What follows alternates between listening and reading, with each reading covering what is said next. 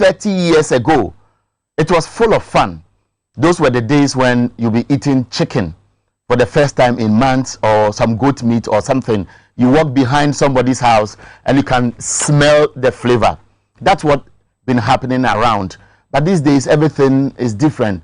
People eat chicken on daily basis. So if they visit you during Easter and after all the nice things you want to do and they want to serve food, you look at it and you said, "Wait, media." So the question I want to ask you this morning is, if you want us to have fun this morning, just get ready. Send me your text message 0556 999 999. This morning I want to say special greetings to a man I call Mandela. Yesterday I visited this area and I enjoyed some chichinga, the best one, with some skin around the meat. And when you chew, you can smell that this is a male goat. That's how I'm going to spend tonight after a hard day's week and work. A hard day's work and week. But before I come back to you, I want us to listen to Pause for 3. Pause for 3, I want to tell you something special. I wrote it down, it fell. Pause for 3 today is a new season beginning today, Thursday, April the 1st. And the reason why it's of interest to me is that tomorrow is Autism Day. And today, Obobia will be telling us something special. Just listen to her.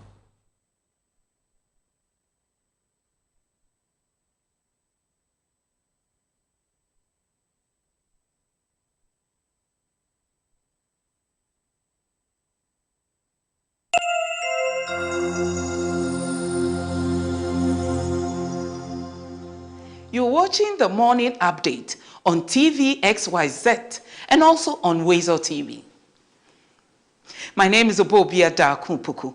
This is Pause for 3 minutes, your favorite motivational presentation brought to you by FlexiPay. Endless possibilities. Tomorrow, Friday, 2nd April 2021, is World Autism Awareness Day. Just like other days designated by the United Nations, every 2nd April is an opportunity for the world to help create awareness about people with autism, especially children. Autism, according to available literature, affects both sexes, girls and boys, and people from all races. It has such a huge impact on children, their families, communities, and societies. Thanks to Mrs. Mary Amoakufo of Clicks Africa, I've had the opportunity to get closer to people with autism. The process of caring for and educating children and young people with the condition places challenges on healthcare, education, and training programs. As I have been educated by Mrs. Kufo, the condition is a developmental disability and it remains with the person throughout his or her life. The condition affects the brain's functions. There are some signs that will usually appear before a child is 3 years old. The child will often find social interaction difficult. He or she may have problems with the verbal and non-verbal communication. The child may demonstrate restrictive and repetitive behavior and also have a limited set of interests and activities. If you make any such observations, do not panic or conclude. Take your child to the nearest health facility and describe your observations of the child's reactions.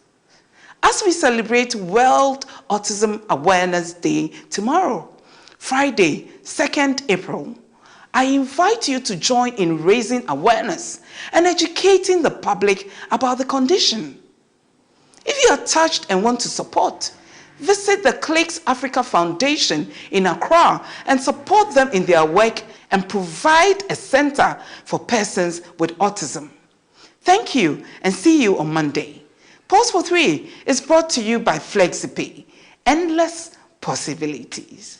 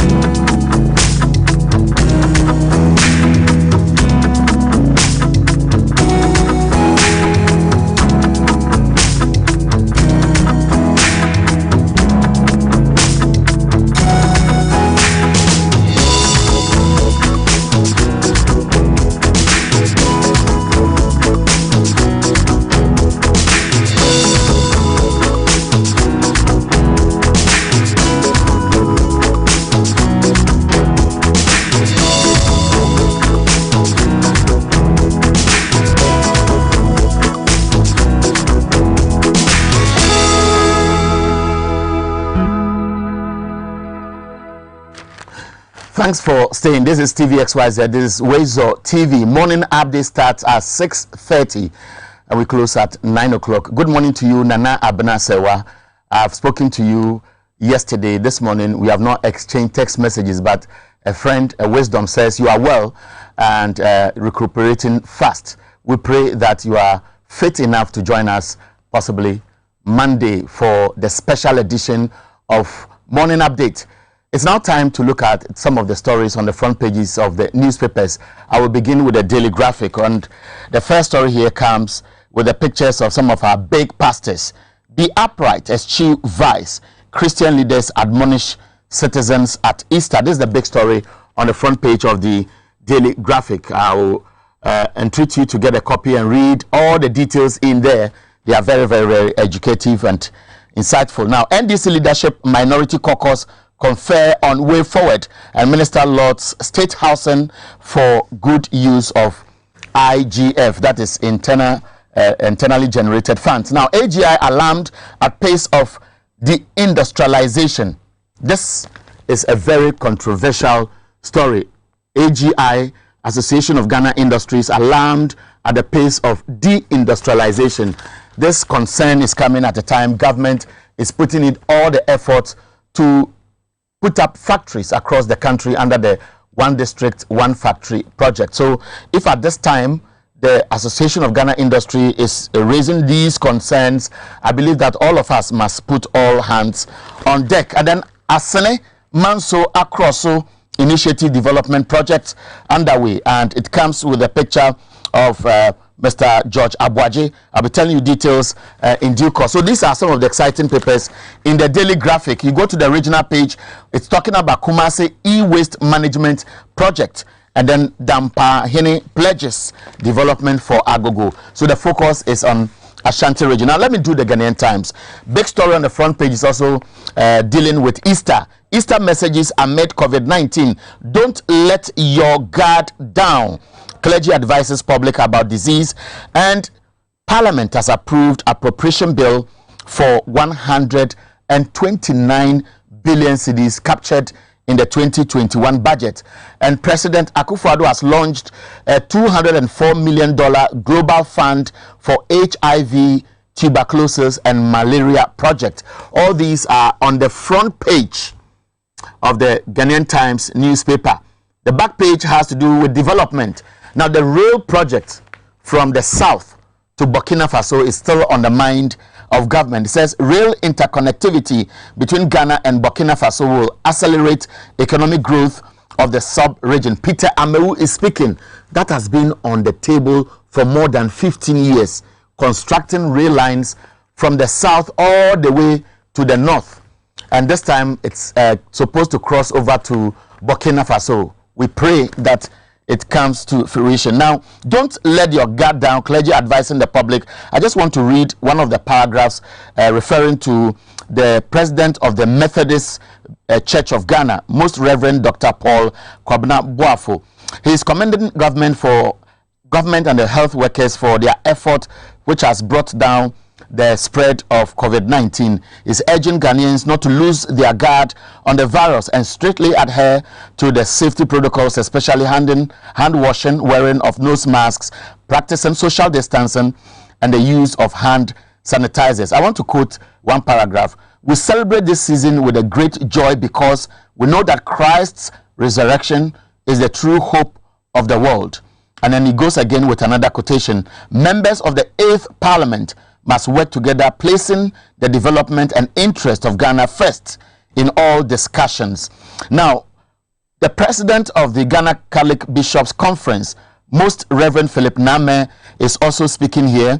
And one of the paragraphs attributed to his presentation says, we need to put an end to corruption, immoral sexual living, the embezzlement of public funds, armed robbery, the use of illicit drugs and substances, drunkenness, reckless driving, internet fraud, and other forms of fraud that are destroying the nation. So that came from Most Reverend Philip Name, who is the president of the Catholic Bishops Conference. Now, the president of the Apostolic Church of Ghana, Apostle Dr. Aaron Amina, also speaks, and I want to quote one of the paragraphs. We should not let our guard down, for the virus is not a respecter of festivities. Let us continue to observe the protocols and ensure an indecent-free Easter season. Let us make it a time of love and life, and not one of death and damage. And I believe this also goes to those who be using our highways.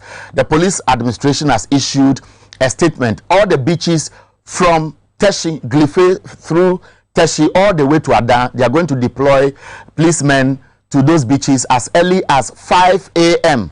and the revelers who will decide to go and flout the COVID-19 restrictions will never be spared. And of course, all forms of gatherings, even traditional authorities, are barred from organizing gatherings. If you do so, the police will not spare you. Now, the Chronicle on its front page, it comes with a sad story. After jungle chase at Duaso, Manso Techiman bullion robber captured.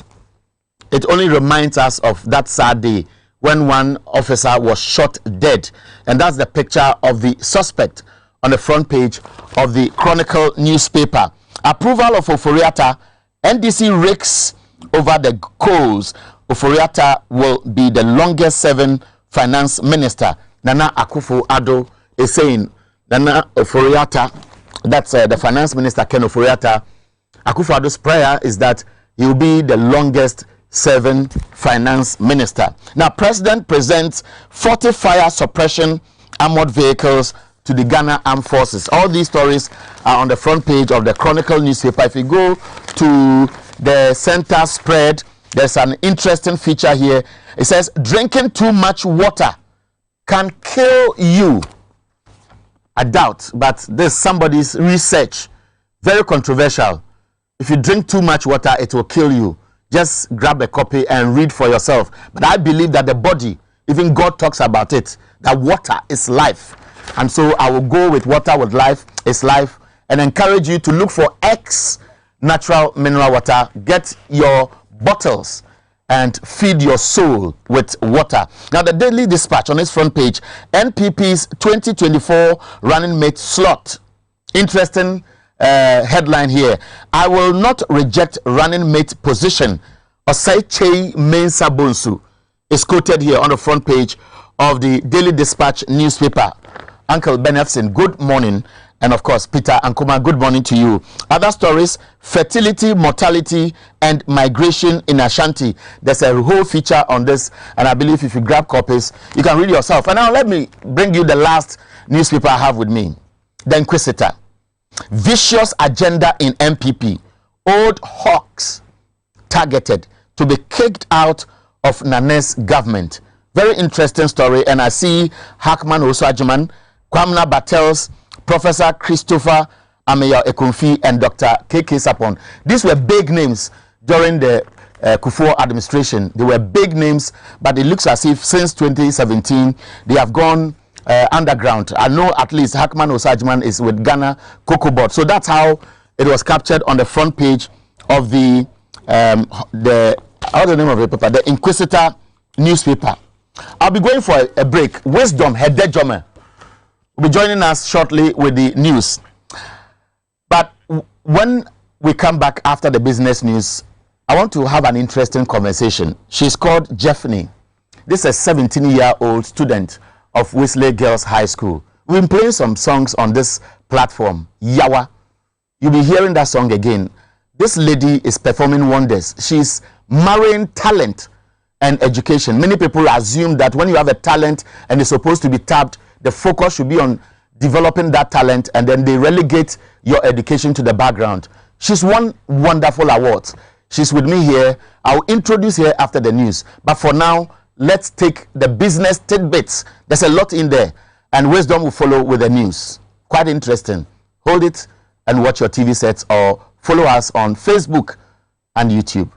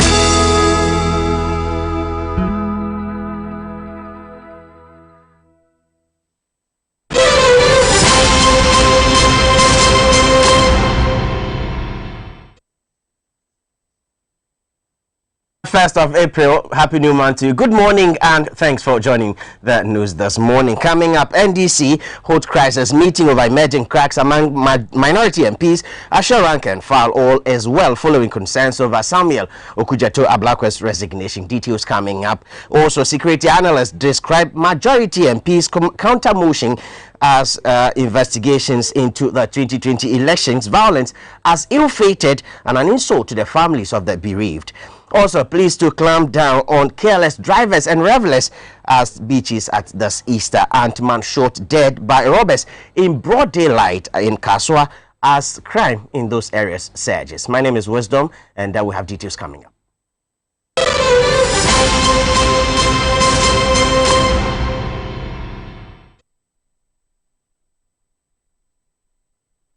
Grateful for your company. Let's begin the bulletin from Parliament, where the crisis facing the NDC following development in Parliament, which has compelled MP for Northong Samuel Okudzeto Ablakwa to resign from the appointment committee. Now the Council of Elders, as well as were compelled to hold a crunch meeting in Parliament yesterday to close the ranks. Now here is a brief report that captures how Samuel Okudzeto announced his resignation to the Speaker of the House. In a letter dated March 30, addressed to the Speaker, Alban Kingsford Bagbin, MP for South Tong, Samuel Okudzeto Ablakwa explained that this was after days of careful reflection and thoughtful considerations. It is not clear why the outspoken and meticulous member of the committee, who takes nominees especially through rigorous CV scrutiny, is stepping down. It continued, I shall like to state that the reasons for this difficult decision is both personal and on principle. The former Deputy Education Minister urged the Speaker must consider his resignation to take immediate effect. The resignation of the MP for South Tong, Samuel Okudzeto Ablakwa, from the Appointments Committee may not have come as a surprise because some colleague MPs, including former Power Minister Dr. Kwabena Donkor and MP for Bolga Central, Isaac Adongo, had openly stated their position. This is Isaac Adongo. I did not want to be seen as endorsing somebody that I believe is a scam on Ghana.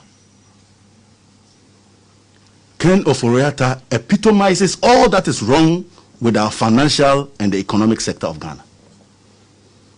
And I'm the last person to endorse such a move. And that is why I wanted the records to show that I'm absent. By this letter, if accepted, the North Tong MP, Samuel Okudzeto Ablakwa, as stressed in his statement, will not be part of the vetting of the expected nominees for deputy ministerial positions. He has since extended his gratitude to the leadership of Parliament, the Committee of Selection, and the leadership of the NDC for the opportunity to serve as a member of the 6th, 7th, and 8th Parliaments.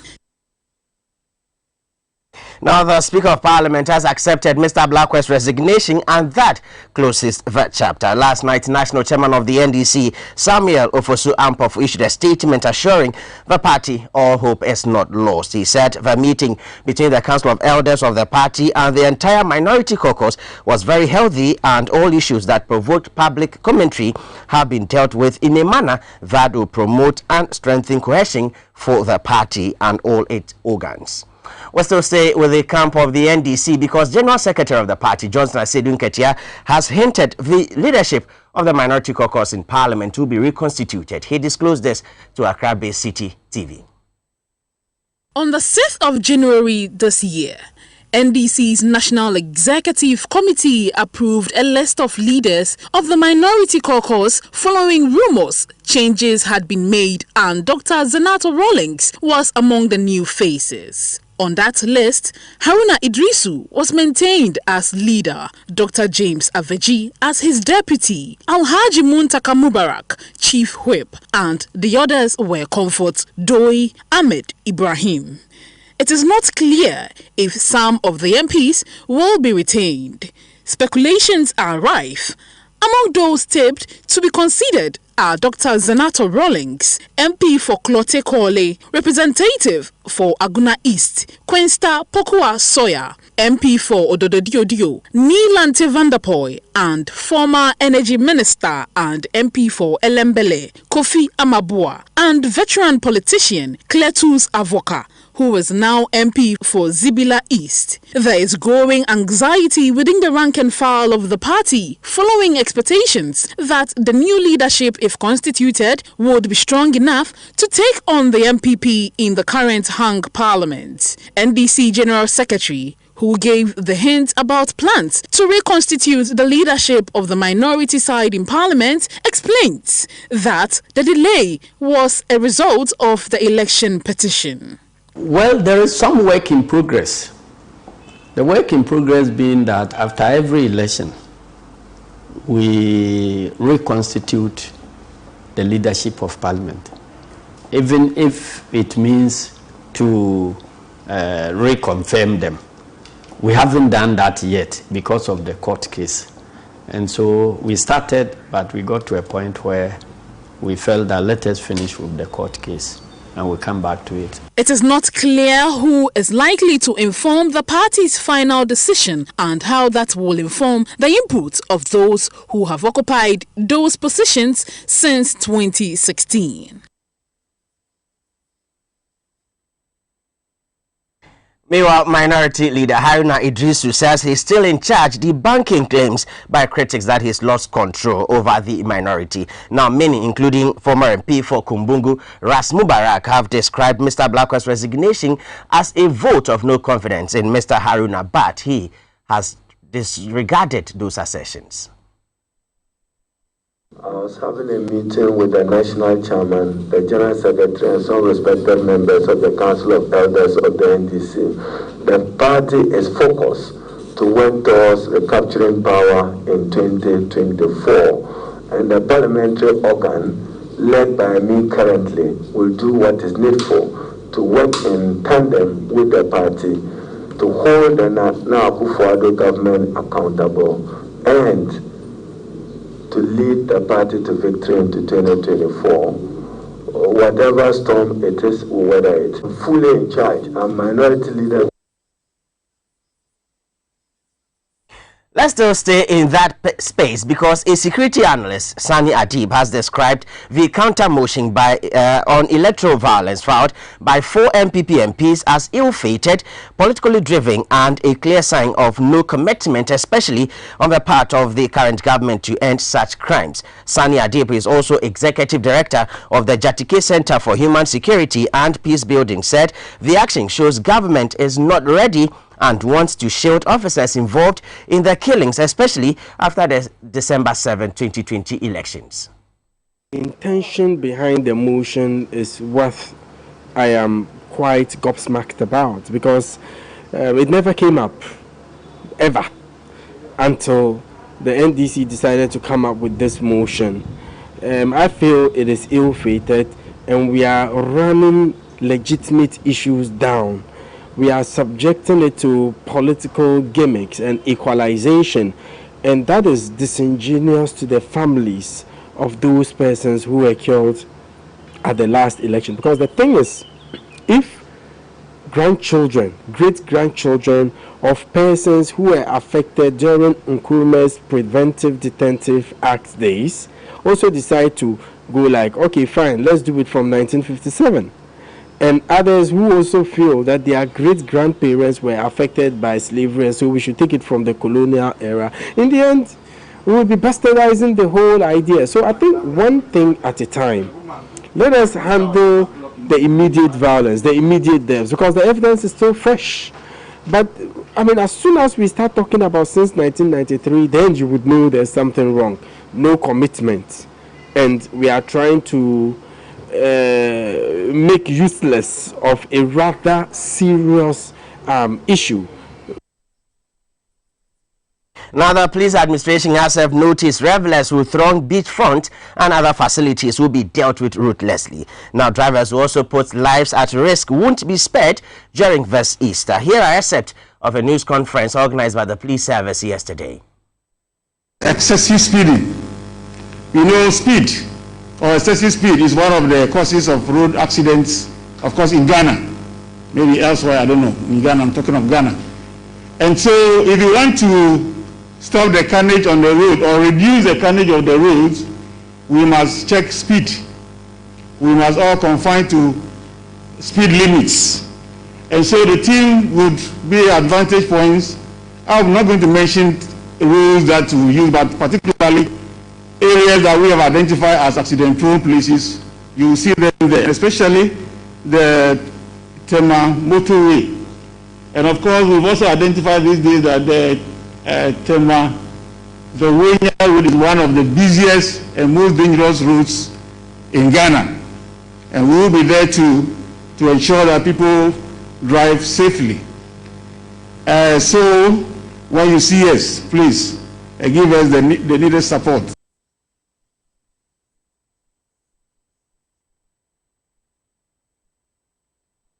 So how do you hope to spend this Easter? Well, under this strict COVID-19 protocols, well, here are some of your responses.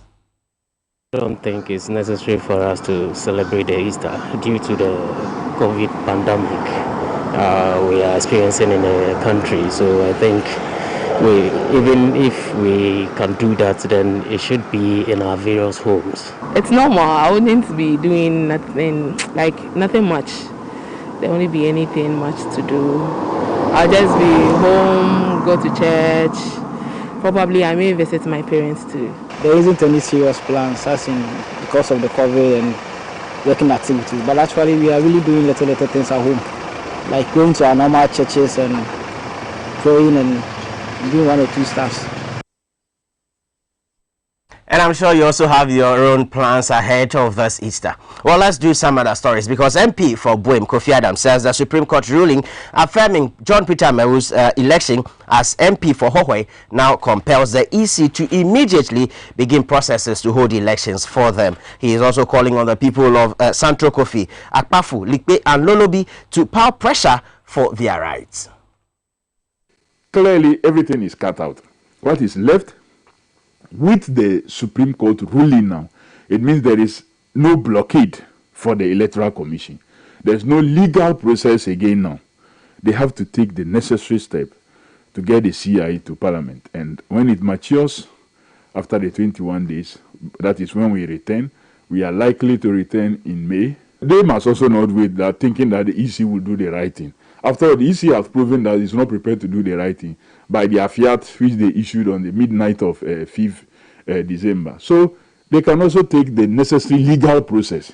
This time around, it should not be about what some did about their rights to vote under Hohwe. It is now to compel the EC to act on their letter that they wrote to create the constituency for them, which is their constitutional right, so they can also have a representative. Now, beginning tomorrow, all Momo transactions will not be processed if you have no ID cards. Now, this is expected to begin even as a section of the public cries over the inconsistency over the issues. See, if the person is at town and then he or she has forgotten his ID card to do the transaction, doesn't mean that the person cannot do the transaction, or maybe the person is in an emergency something and you need the cash to do some what he or she has to do. So on the other hand, I think it's good, and the other hand too, I think it will be frustrating. Yeah. They have realized that there are some loopholes which need to be filled, and you and I are all witnesses to this, where people complain about their money being taken away from them and other things, people cashing out from their account without their permission. So, for me, if this measure is really to check that, I think going with an ID card to protect your millions or thousands of cedis is really prudent. So, I think we need to abide by it, but I will be disappointed to see people abide by it and still that problem is still not solved. How many people will have their NIA cards on them constantly? Secondly, normal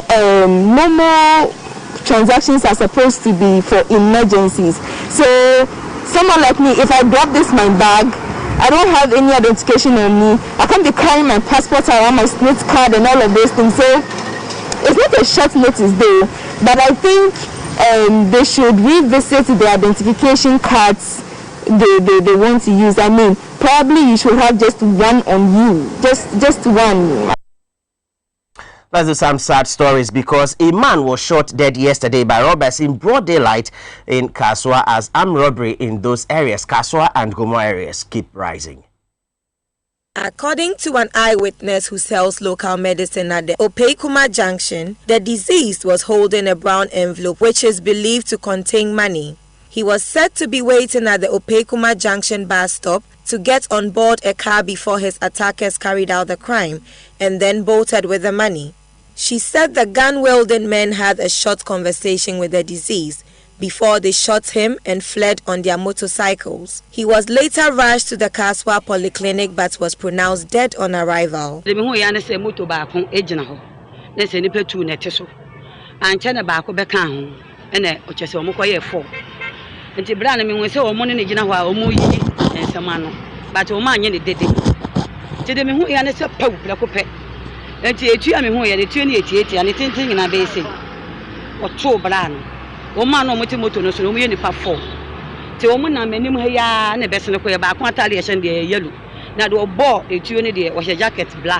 The Kaswa District Police Command is yet to comment about the unfortunate incident, but investigations have begun. We go, the police hospital will close to be public throughout this Easter period for major fumigation exercise. Now, there's detail in this report.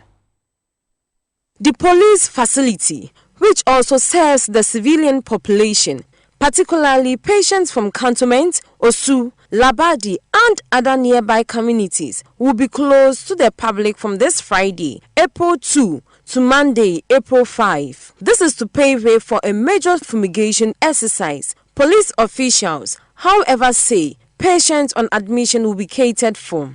A statement signed by the Director of Public Affairs, Superintendent Sheila Abeye Bachman, appealed to nearby public health facilities in Accra region to accept patients or emergencies which would have otherwise had been referred to the police hospital by officers or patriotic citizens. It cautioned that plainclothes and uniformed personnel will be deployed to monitor compliance and take the necessary action. The statement also urged the public to be alert during the Easter celebration and dial 0550-323323 or 0275-000156 and toll-free numbers 1855 or 191 or 112 to report suspicious characters or criminal activities. And that pretty does it for this morning's edition of News in Brief on TV XYZ. As always, do log on to myxyzonline.com for more. When we return, Erica Hianyo continues with Morning Update with your favorite student artist.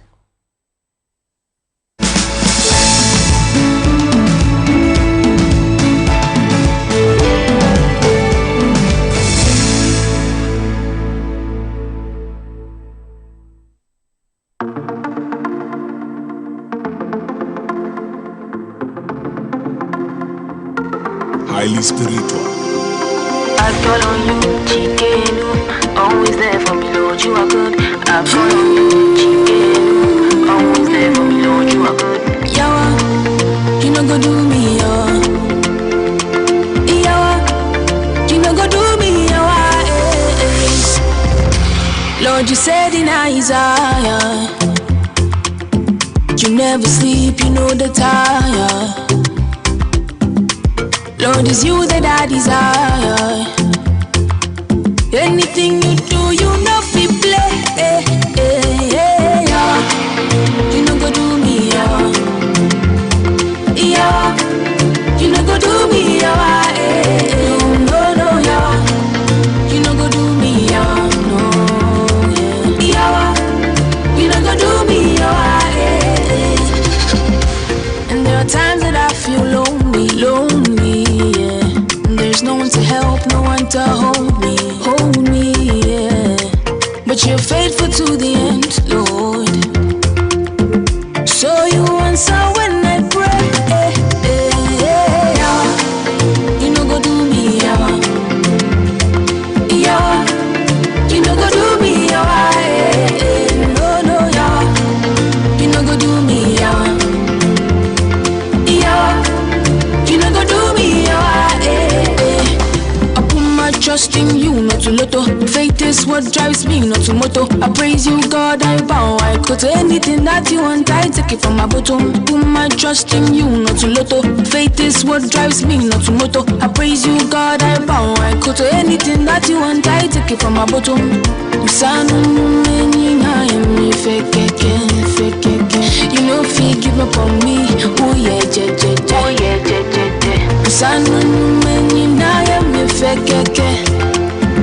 you know, fake give up on me. Oh yeah, you know go do me, you know go do me, no, no, you know go do me, no,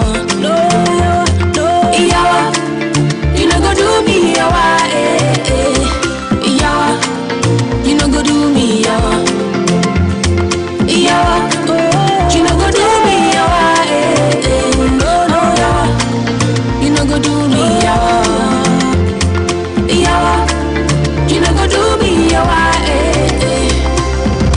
just in you, not to let her. Good morning and welcome and thanks again. I'm so excited. I love this song. The first time I heard it, I said, Yawa, Yawa, Yawa. Today she's here with me in the studio and she's an exciting girl.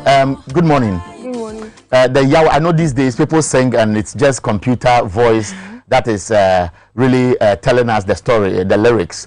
Is that your voice or you have tuned it a little? Well, to make the thing quality, you have to add some auto-tune, but this is actually my voice, like my pure voice. And I don't know, how exciting is it to modulate your voice to sing like what we just heard? It's very exciting. Very exciting. Yeah. Do something small and let me see. Okay. Okay. People are listening, no? So if it is not the truth, they will know. Okay. So.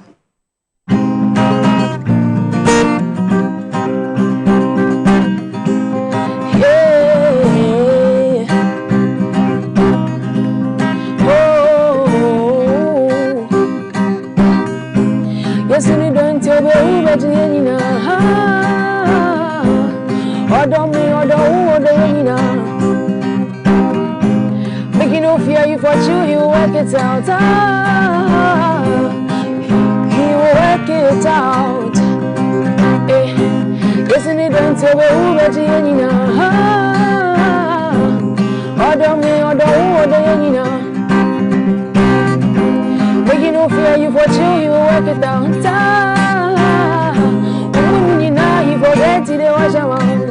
You know, as you sang, at the end your friend says it goose pimples. And there's something I am taking personal here, and that's why I find you very interesting. I have two girls and a boy, and anytime I visit the mall with them, they are telling me, Daddy, I want guitar, I want this, and I can buy, but I've always felt that, look, it will distract them. And as I see you excel in music, I feel like I've done them disservice. We'll be talking much about that.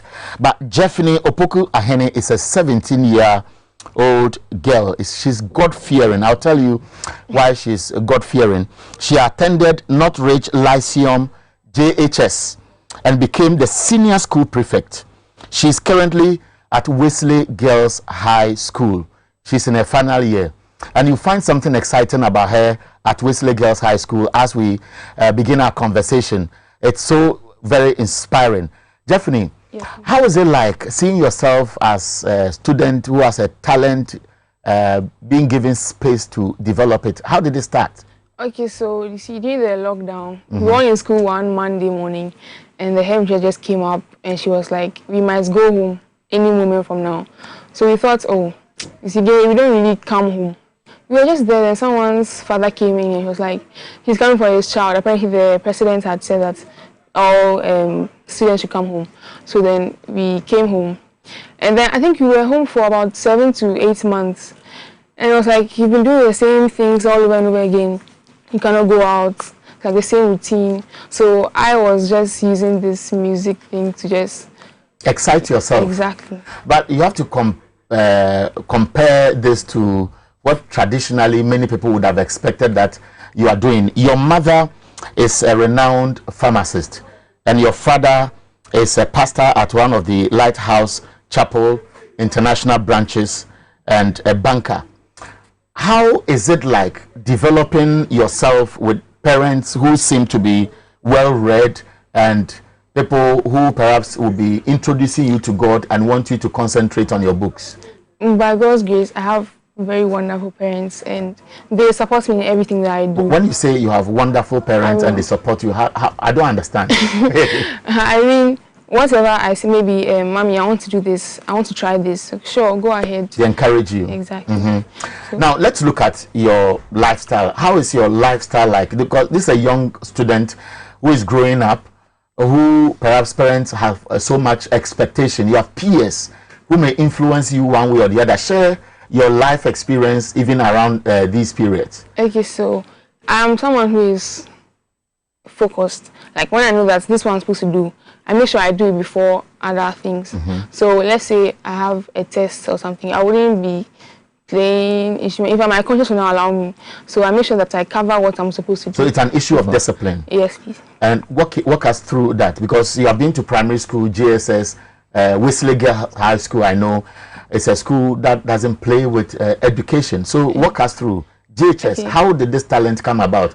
Is it natural? Is it somebody in your family who perhaps may have encouraged you to learn to do this? Okay, so I attended Massive Uganda for my early primary stages, like from class 1 to class 5, and I came to Accra second term of class 6.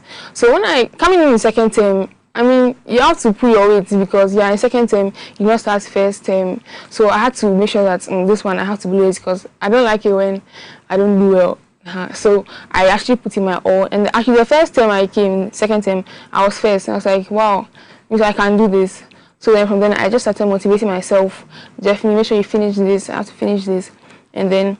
And a student at Lyceum, you are a school prefect. Yes, please. Now, because you have talent and you are excelling at school, I want you to help us understand how it is at Wesley Girls. But I want to share something with you.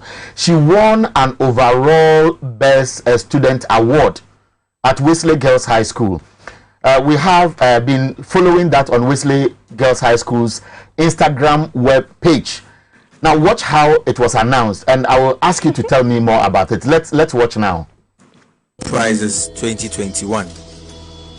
Prize instituted in honor of Miss Clarice Garnett for selfless and practical Christianity. Caris Richardson. Henrietta Mensah Bonsu Award for the best all-round student. Jeffney Opoku Ahene. Award for voluntary service. Rose Afo. Dr. Mrs. Rosina Achampon Award for Leadership. Salasi Mensah. Mrs. Nancy Thompson Award for Selfless, Dedicated and Committed Prefect with Vision.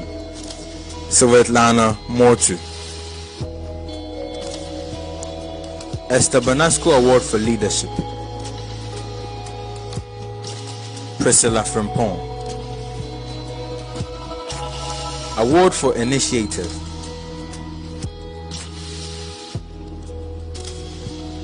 Gabriela Anikwi. Award for Best Dressed Designer. Grace Bentum.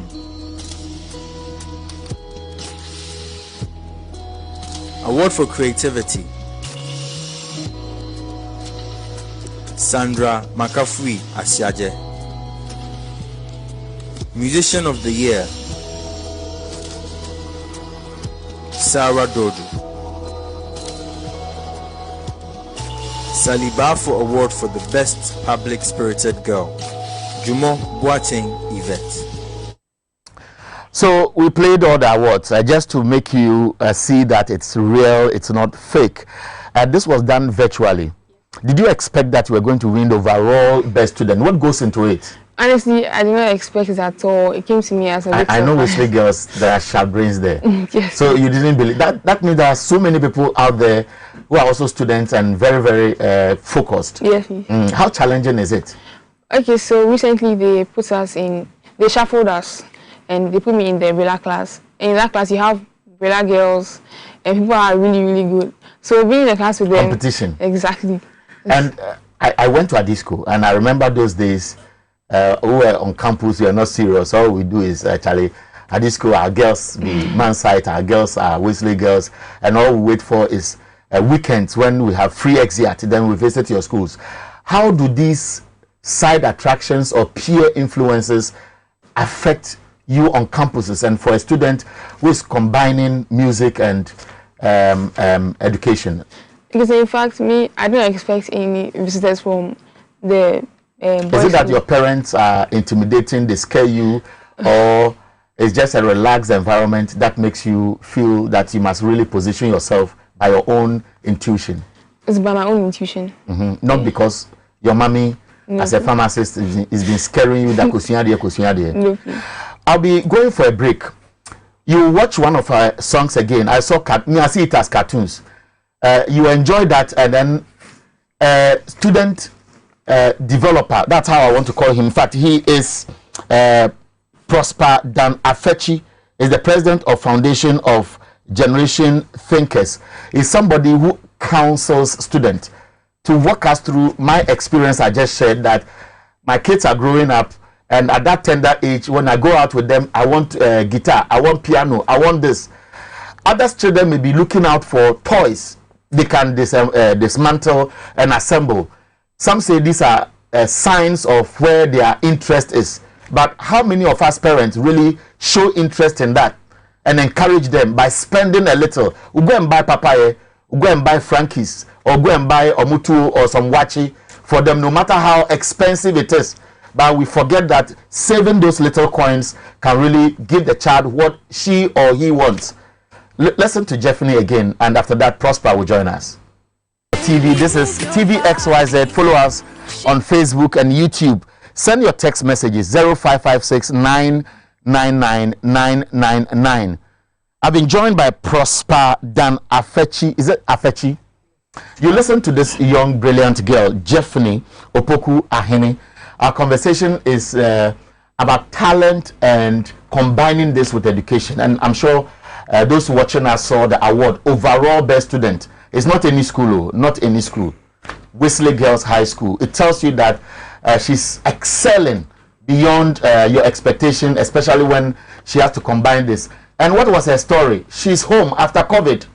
Many of us were just home Facebooking and TikToking and gossiping and sharing just videos, anything funny. And that was our concentration. Somebody said, look, I can't be home alone.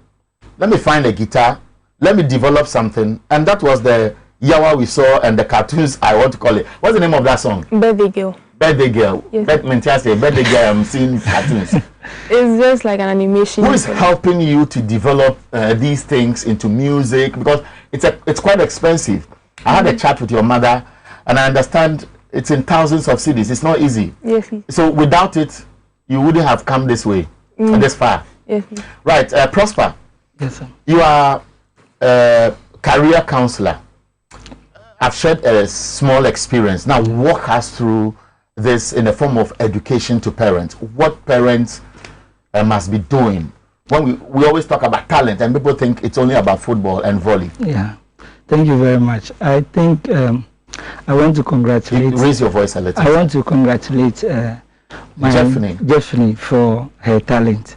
In fact, many students have been a victim of a parent trying to lead their words to become what they desire, what they wanted to be, and maybe they couldn't become. So a parent wanted to become a lawyer or want to become a doctor, and they are imposing on their children that they have to study to become that lawyer or that doctor. And that has been the problem for many young people. A lot of talent has gone wasted because the child is interested in doing one thing, but the parent is forcing the child to do another thing. When I listen to Jeffney, there's one word I would take away: focus. Yeah. Most of the time, when children have talent, you notice that there's a difficulty separating their attention towards learning and the interest in doing what they think they are best at. How, as a parent, can you help to shape the child to appreciate the two for his or her own future? Yeah, I think we don't have to do many things at a time to be very successful. All you need is one thing at a time. You know, the challenge we have is discipline and focus. Most of the time when people want to do or we are doing something, we don't focus enough. The concentration is not too deep. So you realize that a student may be learning or may be doing something and you get distracted. You know, research has shown that whenever you get distracted on a particular project, it will take you about 25 minutes to recover or to get back to your original state. So because of lack of discipline and most people are not focused, it's difficult for them to do two things at a time. If you really want to achieve and make it as a student, or what parent we should be doing is to encourage people, students or our words, to focus. If it's time to learn or you are studying, focus, put away everything you are doing and focus on what you are doing. For many, they will say you are only talking theory. And I'm using this advisedly because of the follow-up question that is coming. There are many of the parents who wake up as early as 5 a.m. and they leave for work, come very late. Sometimes from Monday to Friday, I don't see the face of my son walking about. I only see him on weekends because I'll go home late and I will leave home around 4, sometimes 3:30, sometimes 5 a.m. when he's still sleeping. And so I may not have time to control the child in terms of helping the child to separate the two and focus. In the schools, the challenge is that there are supposed to be counseling departments, and the reality is it is non-existent. So who will carry this cross, helping the child develop a potential at the same time focus on learning? In fact, that is the problem we are having. Most schools don't have counseling department, and the truth is that those that have is not even functioning. They don't have the resources to actually function. You know, we have a lot of parents who are in the same situation that you just described. A lot of parents don't have the time, and the schools that we think should develop our students also, they don't have this particular department to encourage talent or to help shape talent. So I think we're at the point where we have to discuss this issue very well and then see what we can do to help, because counseling is one thing that we don't take serious in this country, and most schools neglect this aspect, and it's getting a lot of our students, a lot of talents go waste. Now I know this lady's Jeffney's mother, pharmacist Lydia Opoku Ahene, is a busy woman. But one thing you must also understand is that the reality is about whether parents really know how to discover talent, or the schools should be doing this and tell parents. Because naturally, if the parent doesn't buy in, there's nothing the school can do. So is it a problem about us parents who really don't even understand what talent is and help to shape it from the early stage? How do we overcome this open problem we know is facing us? Yeah, I think parents have a larger role to play in this particular situation. The truth is, we can't leave your children for the schools to develop for you. You can't leave your word for churches or other people to develop for you. It's your child. You know what you want, the kind of future you want to give to the child. So you need to take some time, despite the fact that you are busy. You are looking for money. All that you are looking for is probably because of the child, or you want to give the child a better future. So what is the use? What is the point when you get all the money and all you achieve all you want to achieve, and the reason why you want to get those things and you are not able to achieve it? So parents have a role to play. We should do our best, manage our time, and give a little attention to our kids. They are the reason why we are out there. Jeffrey, you are listening to him, obviously talking to as many young men and women listening to us. Ask him a question, because you face challenges. Some of your peers may be jealous. They may want to let you feel like you are too known and so on. Ask him a question and let him direct the response to all of us. Okay, so this question I'm going to ask. Someone asked me that, and you see, I'll turn 18 this year. Yeah. So this person will be also turning 18, and then she finds it difficult to speak to her parents about certain things. It's like it's their will, it's their home. So whatever they say is what holds. It's final. Yeah. So for someone like that, how would you advise the person, and how would she be able to communicate, or, for lack of a better word, convince her parents about issues like this? Okay. Very good question. Thank you very much. In fact, it's a problem. It's a problem, but get ready. If we are wrapping up and you'll be singing some Easter song. Get ready. Yes, it's a problem, but I will encourage your friend to gather courage and talk to the parent, because it's about her life, it's about her future. And then if she can't do it, she can get somebody who the parents may listen to, talk to the person, so that the person can talk to the parents about what the child is feeling, what she actually wants to do. The truth is that that might not help both the parents and the child, so she has to take a bold step and then do something about it. And take advantage to talk to all of us 1 minute to advise us. If you can make it 30 seconds, that will not be bad. Yes, thank you very much. I think the problem that most Ghanaian, speak to the camera. Most Ghanaian young people, the problem that we are facing is lack of discipline. These days, the destructive materials, the things that are taking our social media is huge. And I can tell you, it's not that Ghana, we don't have talent, or we cannot get people doing extraordinary things, but we don't get people focusing on one thing. You can't become successful doing so many things at the same time. You need to stay focused, know what you want to achieve, and then give all your life to it, your time, your everything, so that at the end of the day, you become very extraordinary. My sister is here today because of her talent, but if she really wants to appear on many platforms, she cannot be where she is and expect to appear on other platforms. The music producers she have to. This is the time for you to also help to encourage such children.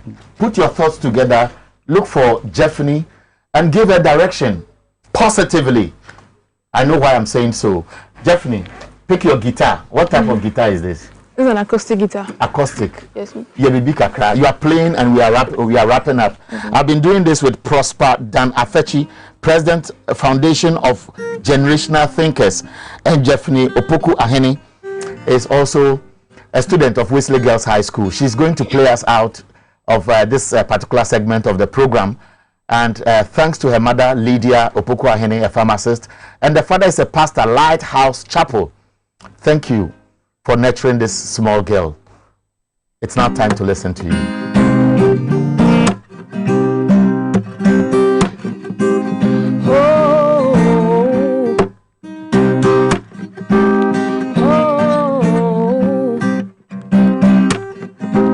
Yes, and you don't tell me who, but you know. I don't making no fear if what he will deliver. Opening you now, I'll paper you be new picture. He said, actions I receive. You will be son if you believe. He came to die for me and you. Oh, yeah. Yes, and you don't tell me who my enemy now. You don't tell me who my enemy now. You don't tell me who my enemy now. Opening you now, I'll paper you be new creature.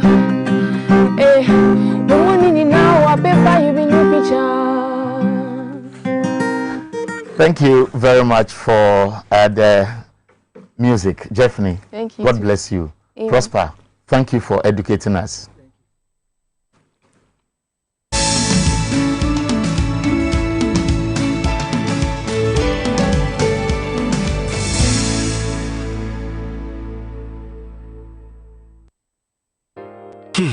If I cry na menyisika, edia ye mefui. Ehin fa na menya bosia, edia tre medwuma yimu. Kai kra mabre, me busia ato taxi fufu. Suhum Rural Bank. Suhum Rural Bank.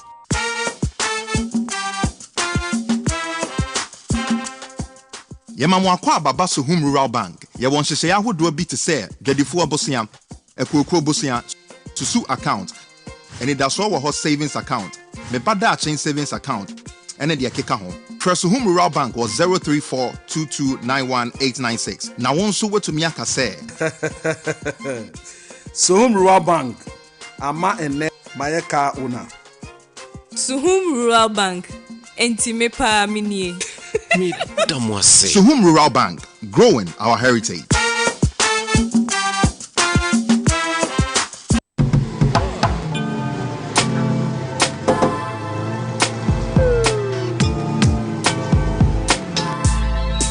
Welcome to Auto Check Vehicle Diagnostic and Licensing Center.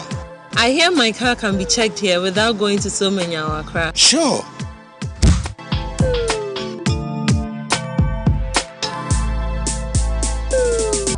Check, auto checks. Check, auto checks. Check. Emission, check. Check, auto checks. Alignment, check. Auto checks. Check, auto checks. Brakes, check. Visit Auto Checks at Koforodia Aquadrum Road for the roadworthiness of your vehicle, from saloon cars to heavy-duty industrial vehicles. Madam, your car is now ready for the road. Thank you so much. Check, auto checks. Auto checks, check. Auto Checks, your safety, our priority. Check, auto checks. Peace of mind is very essential in your journey to success. For Akwesi Papa, peace of mind means having a proper covering over his family. Literally. For Araba, aka Injection Mama, it's about having the funds to complete her advanced nursing course. And as for Corporal Odami, it's as simple as reporting on time for his shifts. Sometimes all you need is a simple push. At Needs Microfinance, we have tailor-made loan packages for salaried workers under the Controller General's Department. With the low interest rate and quick wahala-free process, you are guaranteed of a timely solution to get back that peace of mind, literally in 30 minutes.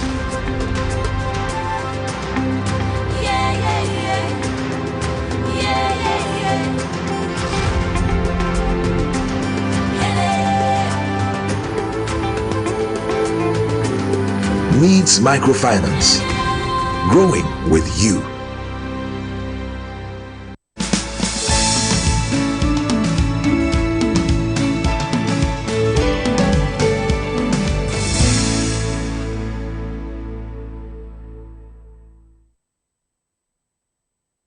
Welcome back. It's 7:48. This is live on TV XYZ, live on Xyz TV. I'm sure those of us monitoring on Facebook and YouTube are already sharing the link, and this program has been very exciting. We are tailoring it towards the Easter festivities. Watch out for TV XYZ and Xyz TV on Monday morning, 6:30 till you drop dead. That's how I want to put it. There's going to be a lot of exciting music, a lot of exciting conversation. Don't miss us on Monday. You would love it. We're bringing you some flavor to put smiles on your face in your homes as you fry and boil and open up your stomach if you want to turn around some blue kiosk around, because it is hot with a lot of pepper and some small fish.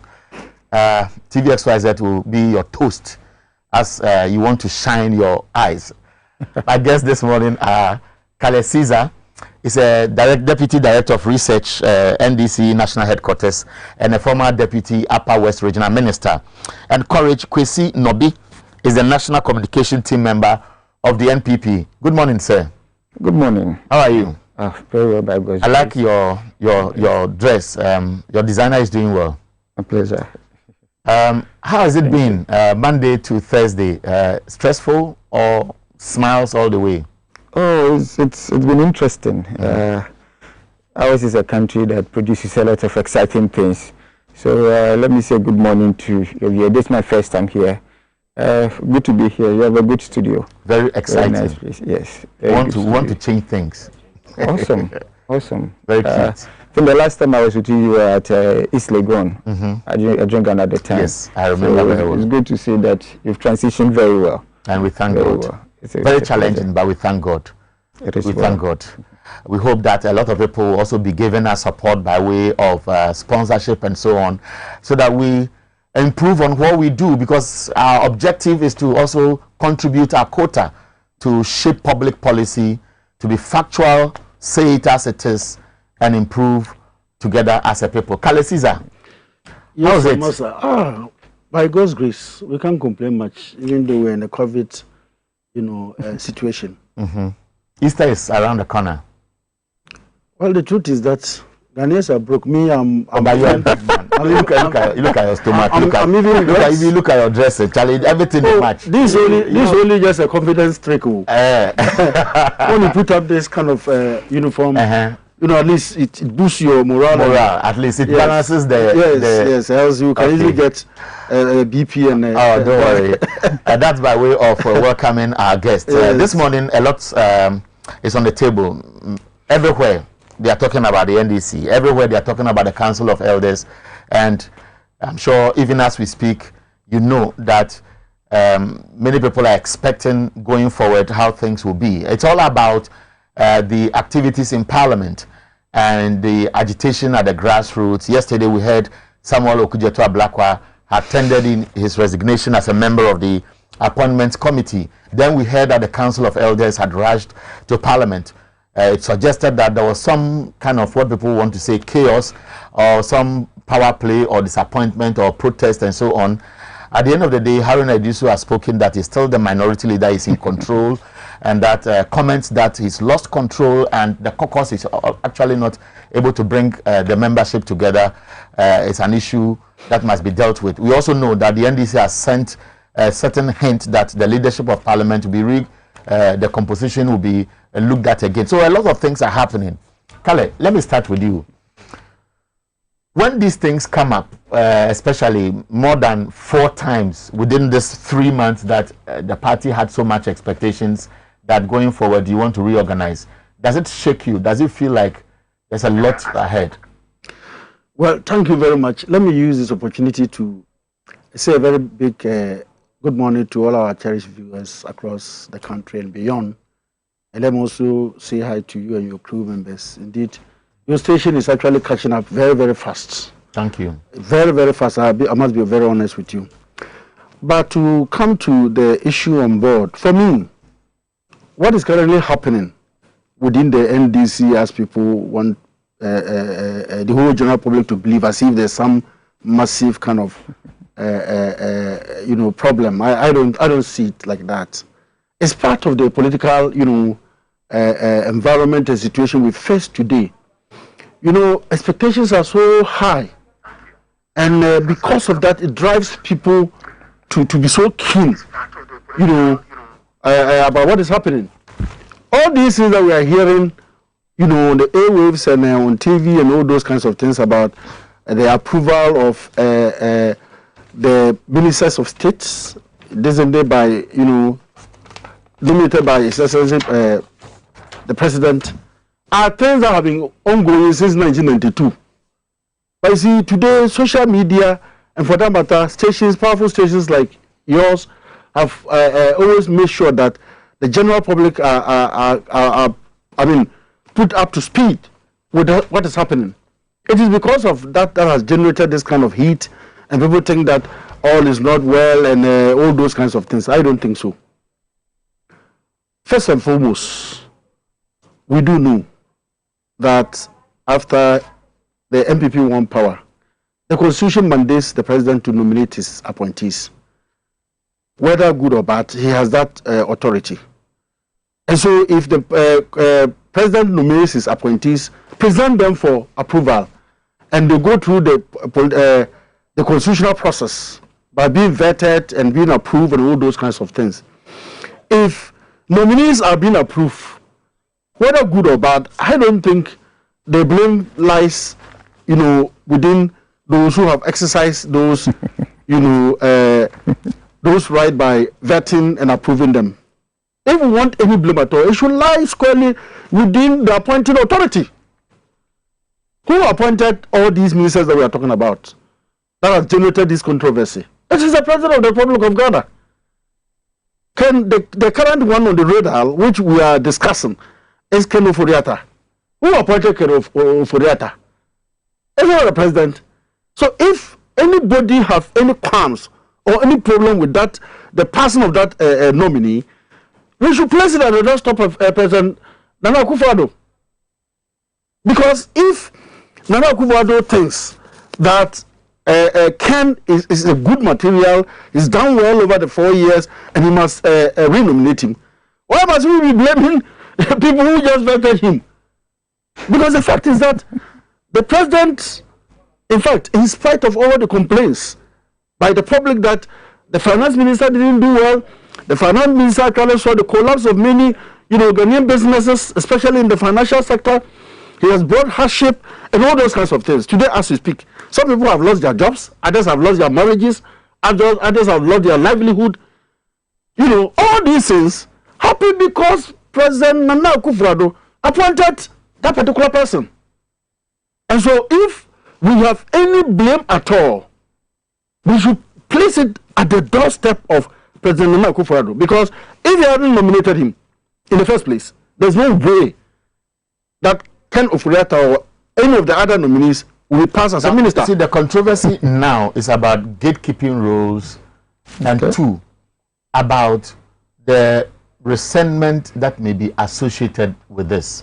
There's one school of thought that what the Honorable Member of Parliament, Samuel Okudzeto, did was based on principle. There's another school of thought that he perhaps may have undermined the leadership of the party, and therefore it is a two-way issue depending on how you want to say it.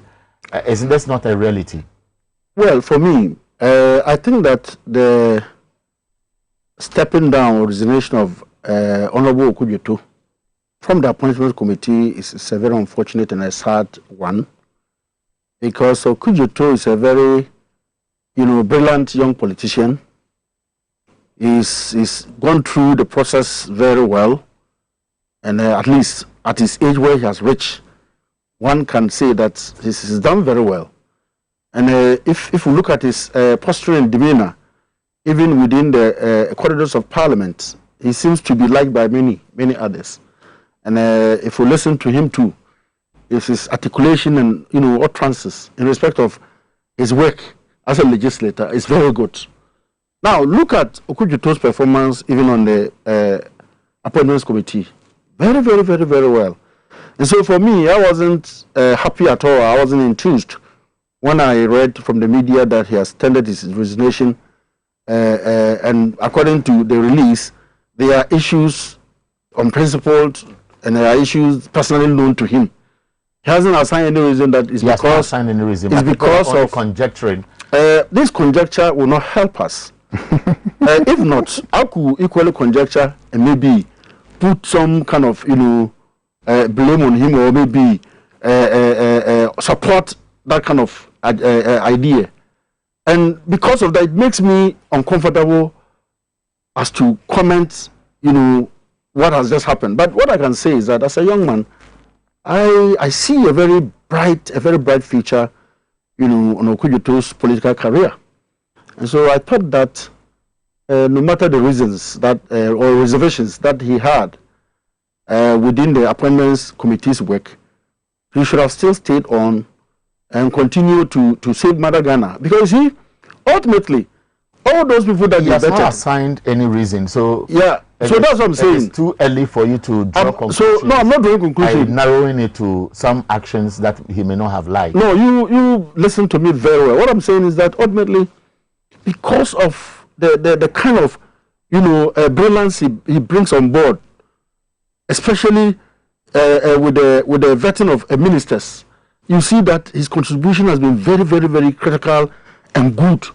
And Ghanaians all over watching him, both within and without, have admired his way of questioning, his way of interrogation.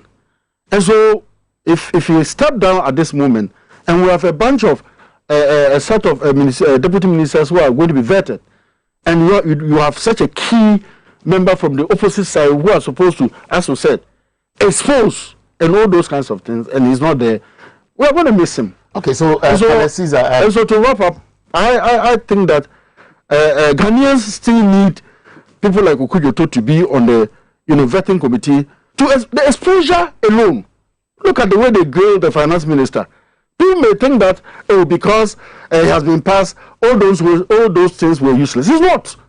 If we look at the level of exposure, we'll come to that. So let me take on Courage now. Courage. I gave him 3 minutes to speak before I came in. So, how did you see this unfold?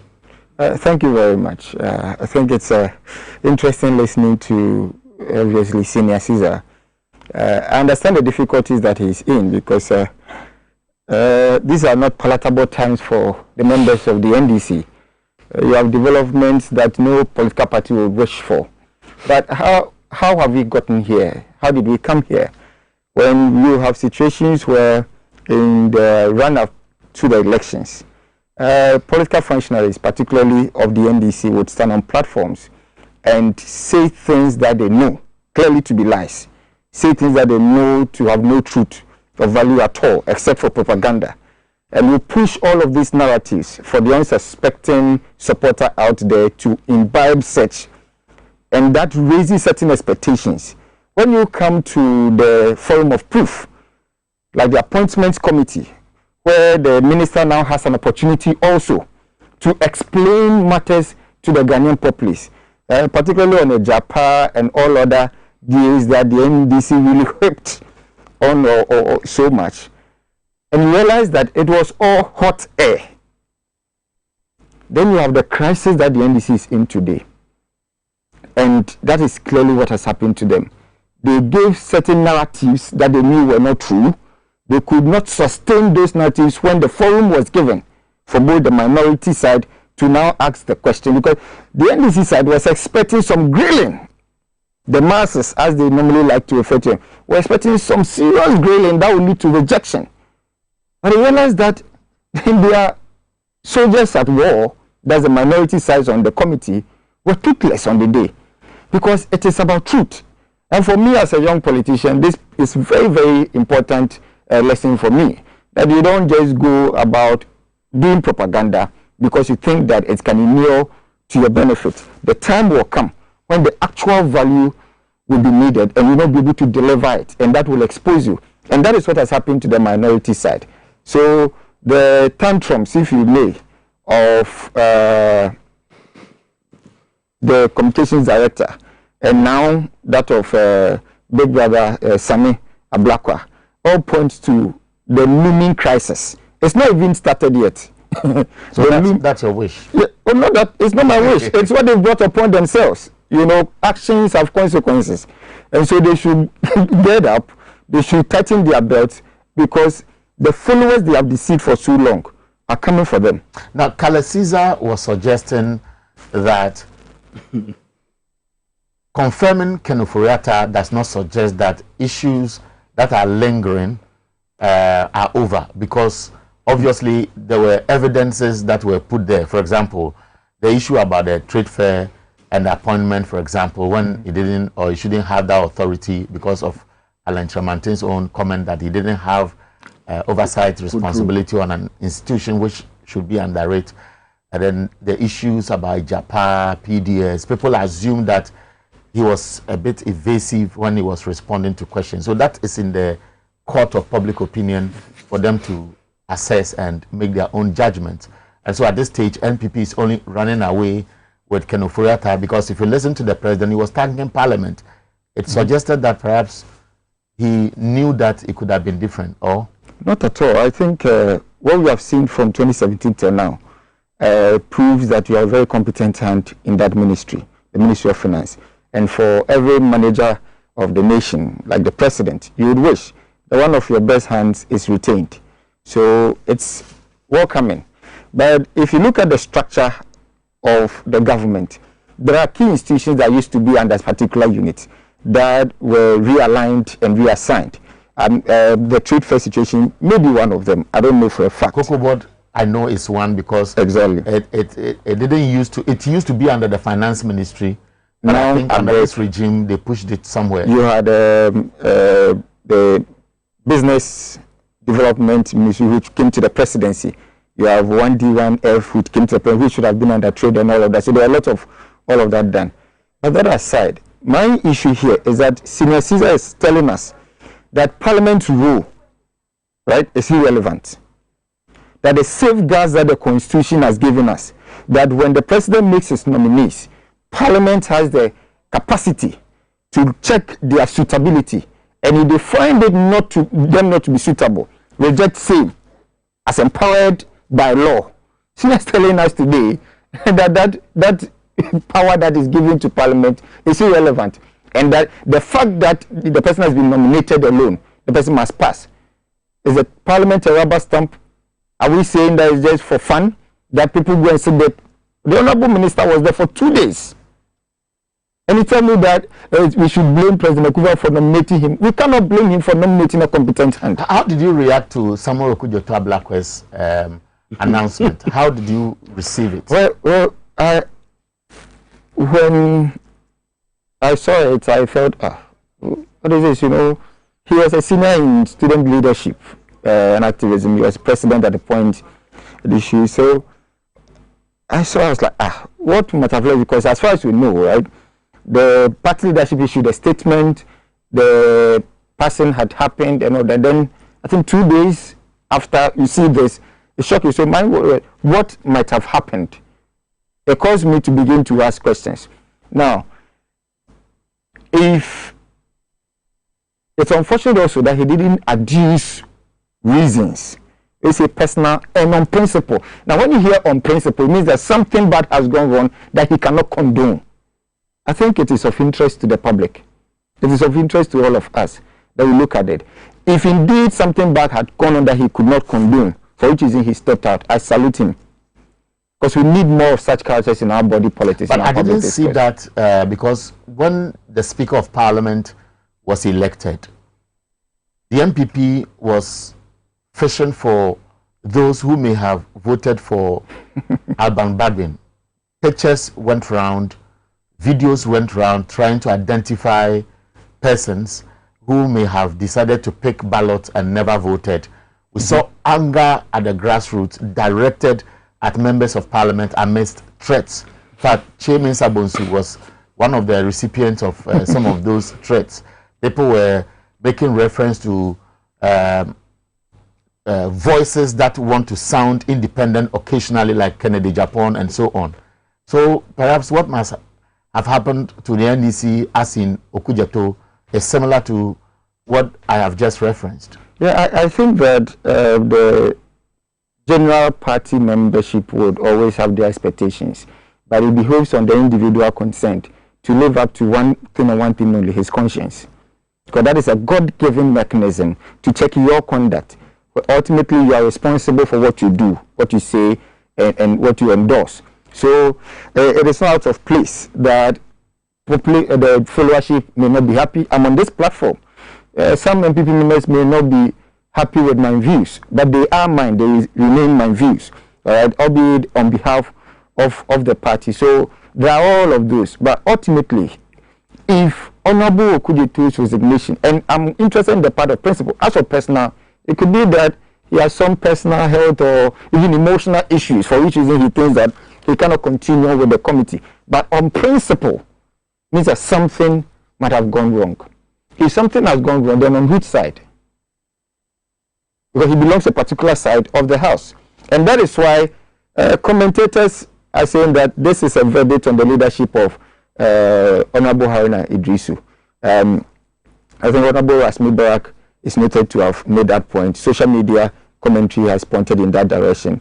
But one of the things that I do understand is also the reason, and I'll qualify it as such, the lame reason given by General Secretary Xyz Morning that lame duck for 2024 political fortunes of the NDC. And I thought that was most unfortunate to have come from him. That when we expect a particular minority, and because of the dynamics of this particular parliament, we have hope that even if the government errs, parliament will correct the executive. We have hope that even if... Would you have been happy if Oforiatta was rejected? I wouldn't have been happy. I wouldn't have been happy because he's a competent manager of the economy. So I don't expect rejection on sheer partisan grounds, like General Xyz Morning is alluding to, that it was a political, not national development decision that they made, but political decision, looking at their political fortunes in 2024. And that is to assume that, in 2020, he might not perform well, and his lack of performance would inure to our benefit in 4 years' time. So let us approve him. I do not think he can continue to deceive the followership of the NDC. Let me give you 2 minutes each to rebut any of the issues each of you may have made. You started, he made some points. I'm surprised my very good friend is speaking this way. And I see some of his comments as a double standard kind of comments with the issue on board for discussion. Because at one point, you think that perhaps the minority or parliament didn't do its work by scrutinizing the nominees, i.e. Ken Oforiatta very well. That's why maybe he was passed.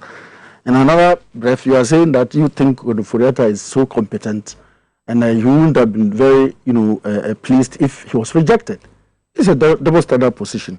What I'm saying is that, you see, you don't even understand what Joseph Xyz is saying. And I think that you should have listened to him very well.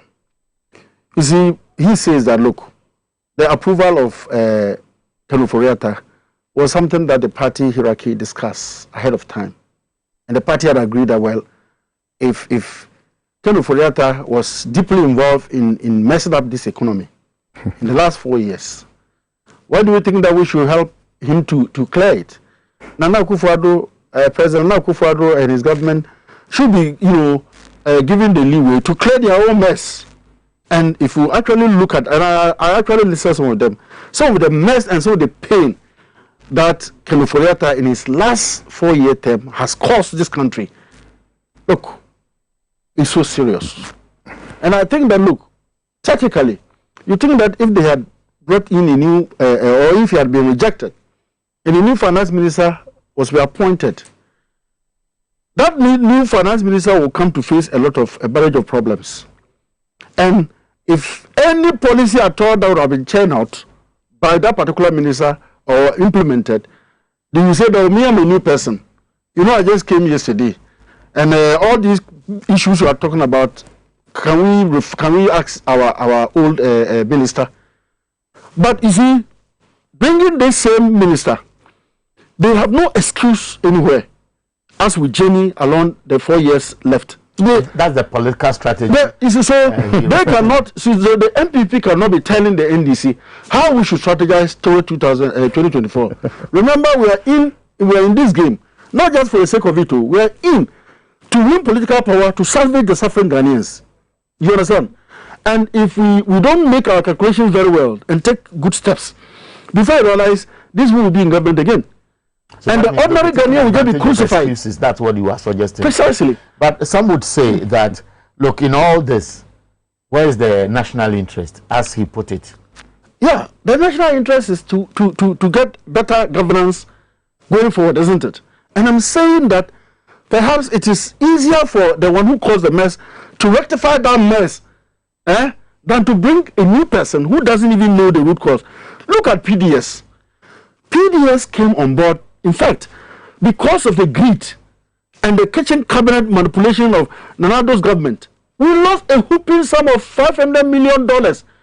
This Compact 2, Millennium Challenge account. The Millennium Compact 2, funds that were supposed to be given to us. Now, we have caused all this mess, and today, the electricity corporation is in crisis. Today, we are in crisis because of some of these, sheer greed and sheer mismanagement. Is it not a strong word to use sheer greed? It's greed. Oh, because the PDS saga was sheer greed. It actually fizzled out because of the interest groups. President Akufo-Addo and his brothers, Ken Ofori-Atta, Gabi and Co. were this side. We have UFE, Grant and what, all of them, so-called partners were also here.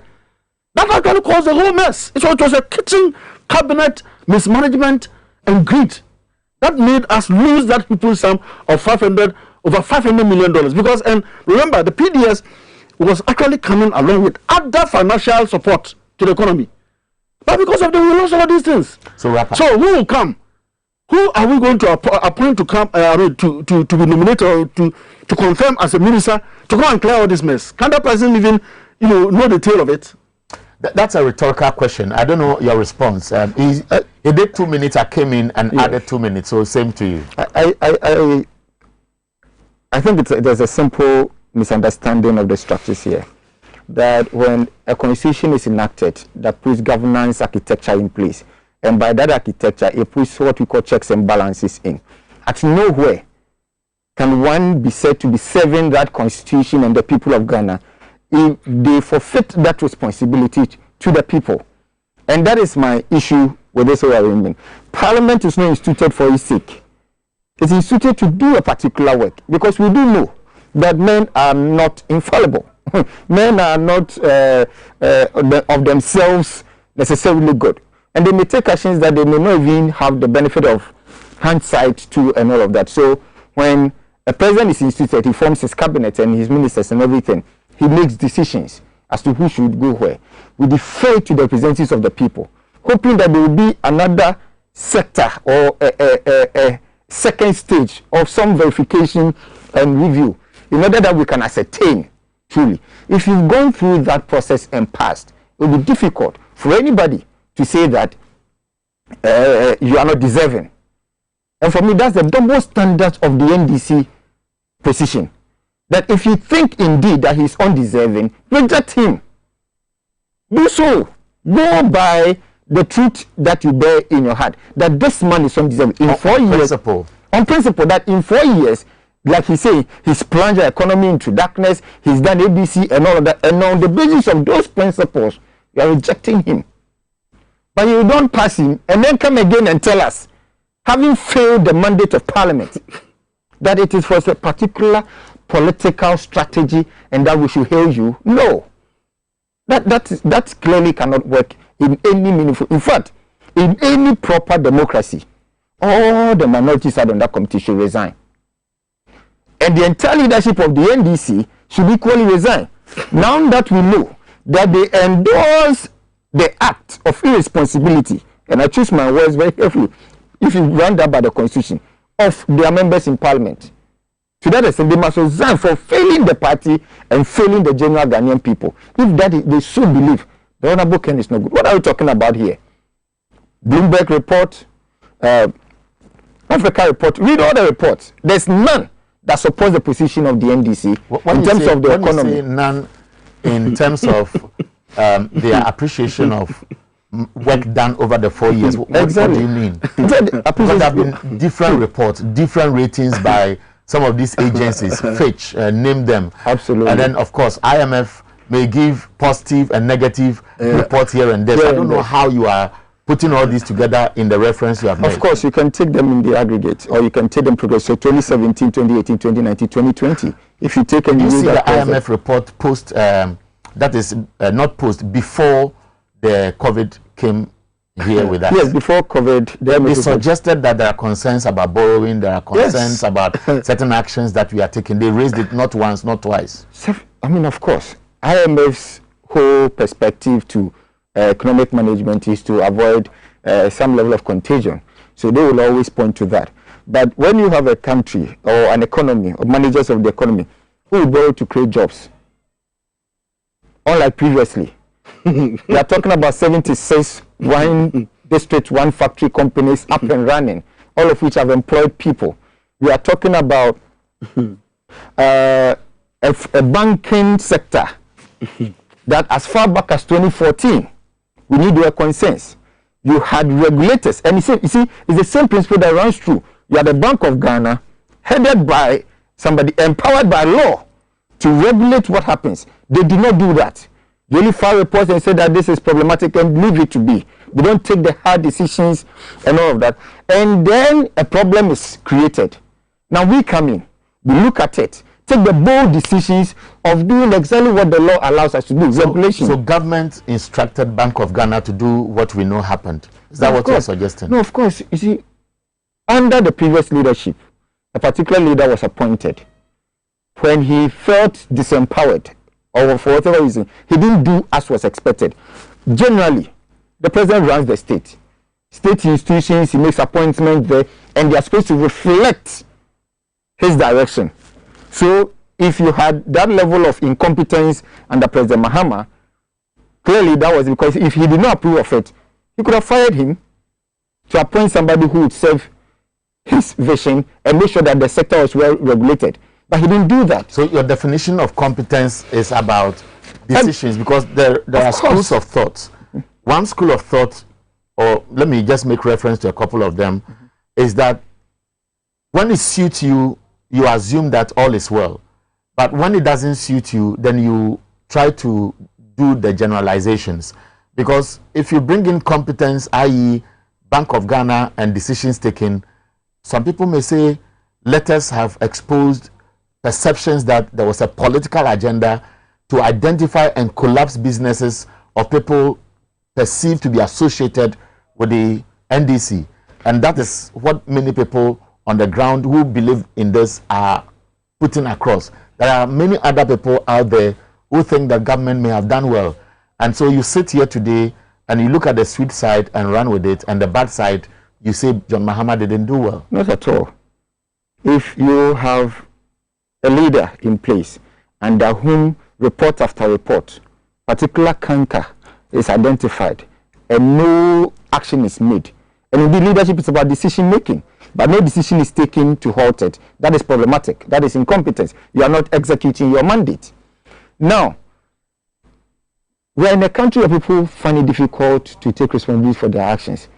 If it is so true that there was a particular hunting of particular banks because of political alignment, why are the courts there?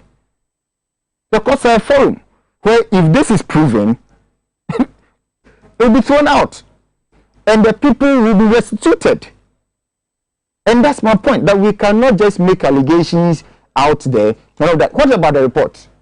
So if indeed the reports have suggested that your bank has issues and they have got to do with ethics, managerial issues, and all of that, that is putting the depositors' money, about 4.6 million depositors' funds at risk.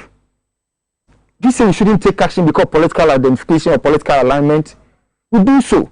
But when the government has done so, and you feel, rightly so, that no, something has gone wrong here, go to court. That's what the forum is there. Now, if you don't go to court, or you don't go and prove your innocence in court, you can't continue to hold and say, I'm being witch-hunted. What about this? May be the last question, because I'll do same to you. How do you feel when people say NPP may be interested in something in the courts? That's why this song go to court, because here we are, some of those affected know they may be in court or there may be processes associated with their business and court, but they are going to the parliament to seek redress because they are suspicious some arm twisting is ongoing. How do you feel about that? We all have the liberty to suspect, but we cannot bastardize state institutions to our convenience. That is unacceptable. We can all suspect whatever. Test the process. Because when you go to court, the procedures are there. And that's the part that baffles me about that position. The procedures are there. For anybody to do anything on this issue, the procedure must have been abused. If the procedure is abused, it's there for all of us to see. And there are processes of redress. But you can't just sit down and just make baseless allegations. And they are baseless until you're able to prove them. What is the form for proving them? Okay, so going forward, there are jurisdictions where what Summit did or anybody may do, as in the protests when the speaker went to Badmin, happened. people will say it's normal and want to see more of them. Looking at the posture of foot soldiers, posture of even elites within political parties, how they react to things that should really be accepted as the path towards good governance, where you can stand up to what you believe in and even openly make it known to the institutions you belong to that this is my thinking and nobody is worried.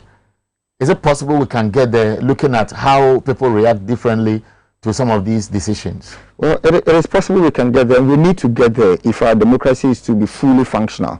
We need to get there, and that is why I salute the Honorable.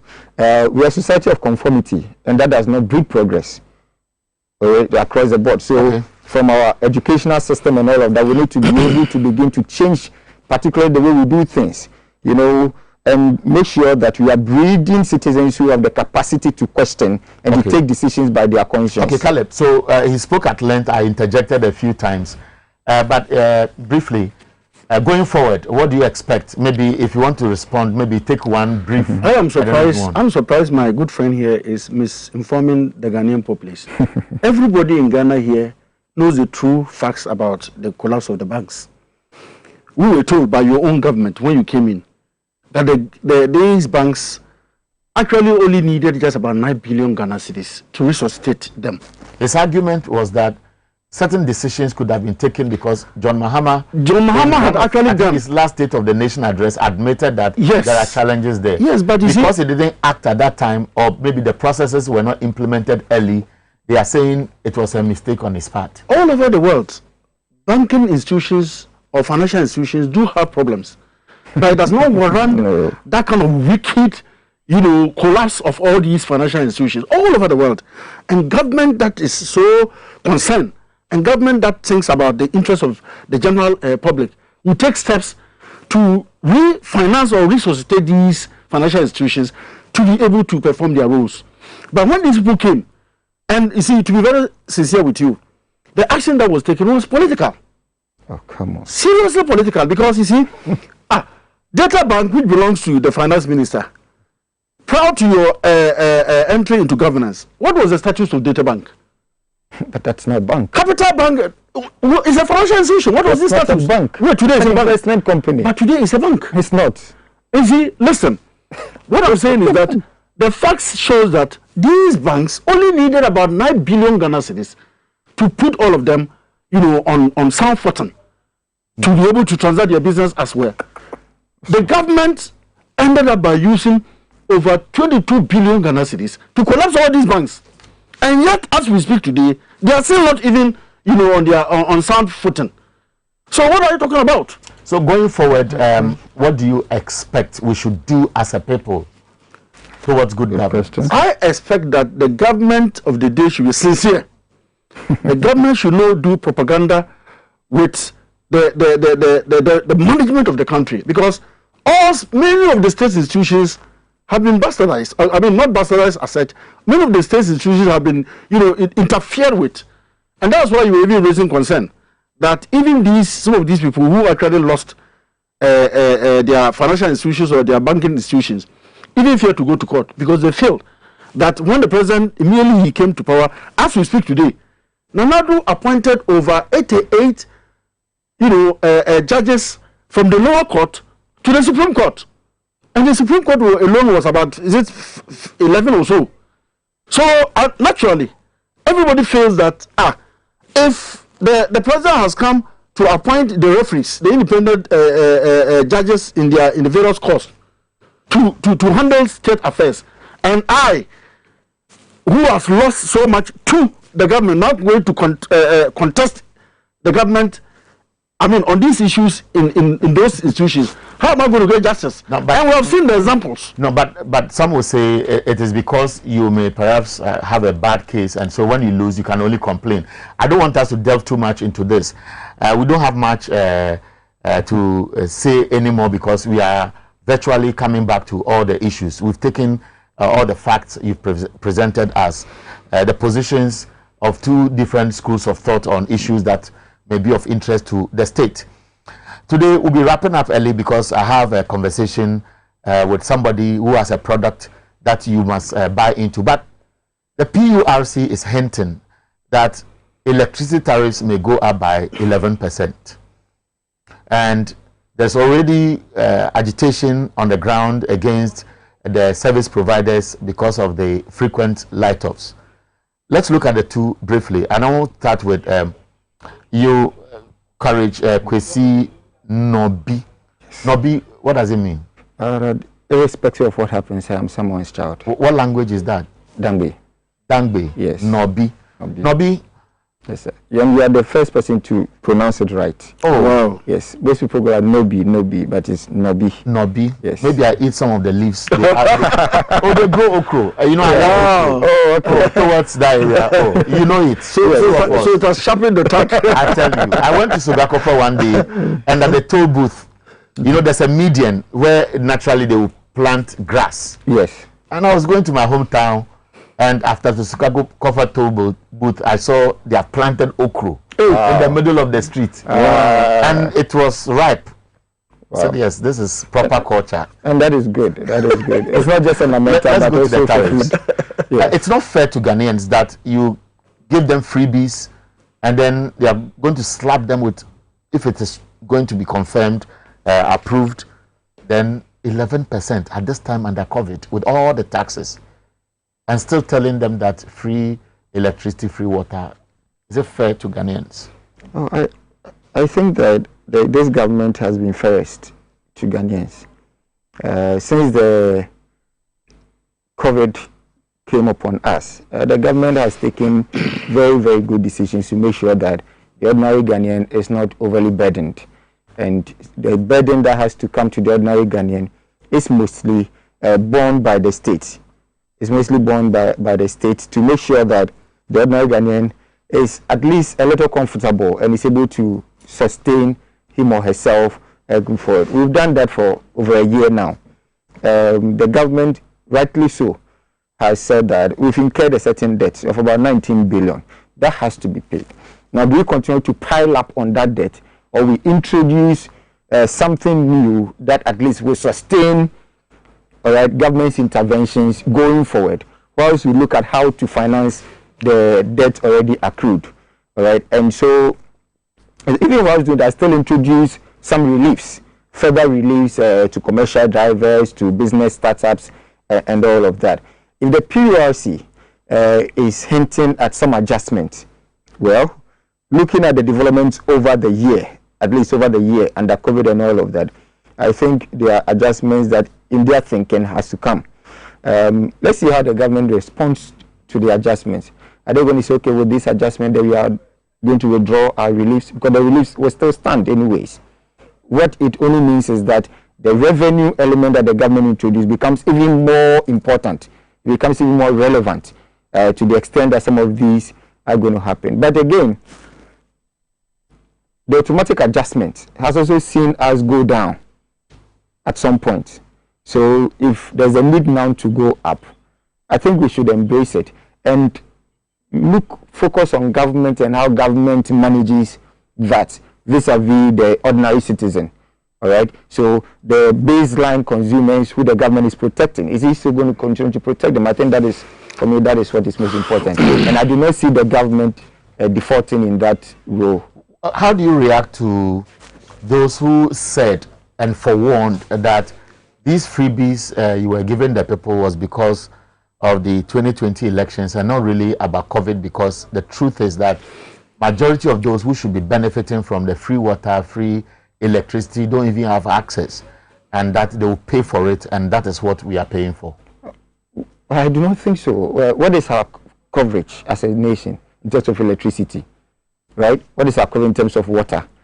To the extent that those are in the 80% and above, then you can say majority are not benefiting. It means it's there. Do we have challenges? Yes. In terms of transmission and all of that, yes, we do have them. And those the state institutions must ensure are solved. If there's any CEO or whoever in charge and you realize it's not performing, the government, I believe, must fire and hire a competent hand that can manage it, of course. And if there are technical challenges until the person is up to date, we've seen that. And under this government, we see that the power and utility sector has been best managed, but far better managed than our opponents did in the previous term.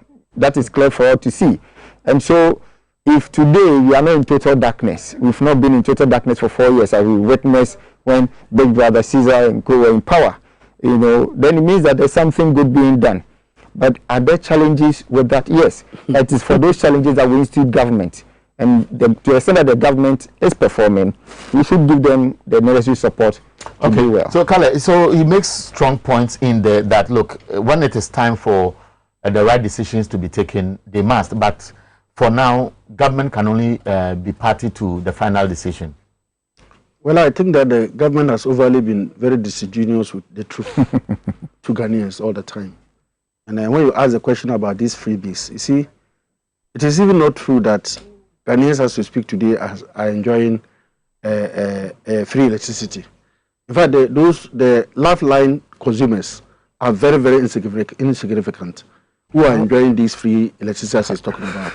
But you see, I think that the MPP government, for that matter, Nanado's presidency has been one of the most insensitive government I've ever seen. Because the fact is that you can't say that because of COVID and the suffering that people were going through, I'm giving you free water, I'm giving you free electricity. Then, just some few months down the line, you come to tell us that all those things you give were at a cost. And so because of that, you have to recoup those costs and, for that matter, slapping so much taxes on the ordinary Ghanaian, which for me is very, very disingenuous. And the fact also remains that the government even established what we call the COVID-19 Trust Fund. And money that accrued in that fund is more than 157 billion, Ghana cedis. So 57 million Ghana cedis. What have they done with that fund? There are a lot of funds that came in that were grants. So if actually government wanted to cushion the ordinary Ghanaians, they would have used those grants to offset these costs that they are talking about. What have we used those monies for? Again, the government have been very disingenuous with the electricity power sector.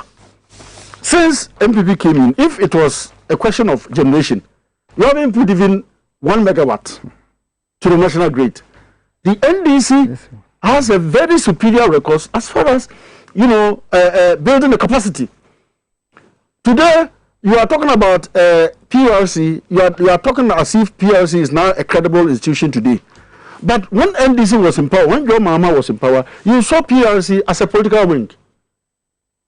Isn't it? Is that the same political wing we are talking about? Because if they are coming out with about 11% increment, are we describing PRC in those terminologies that we used to describe them in the SY NDC government?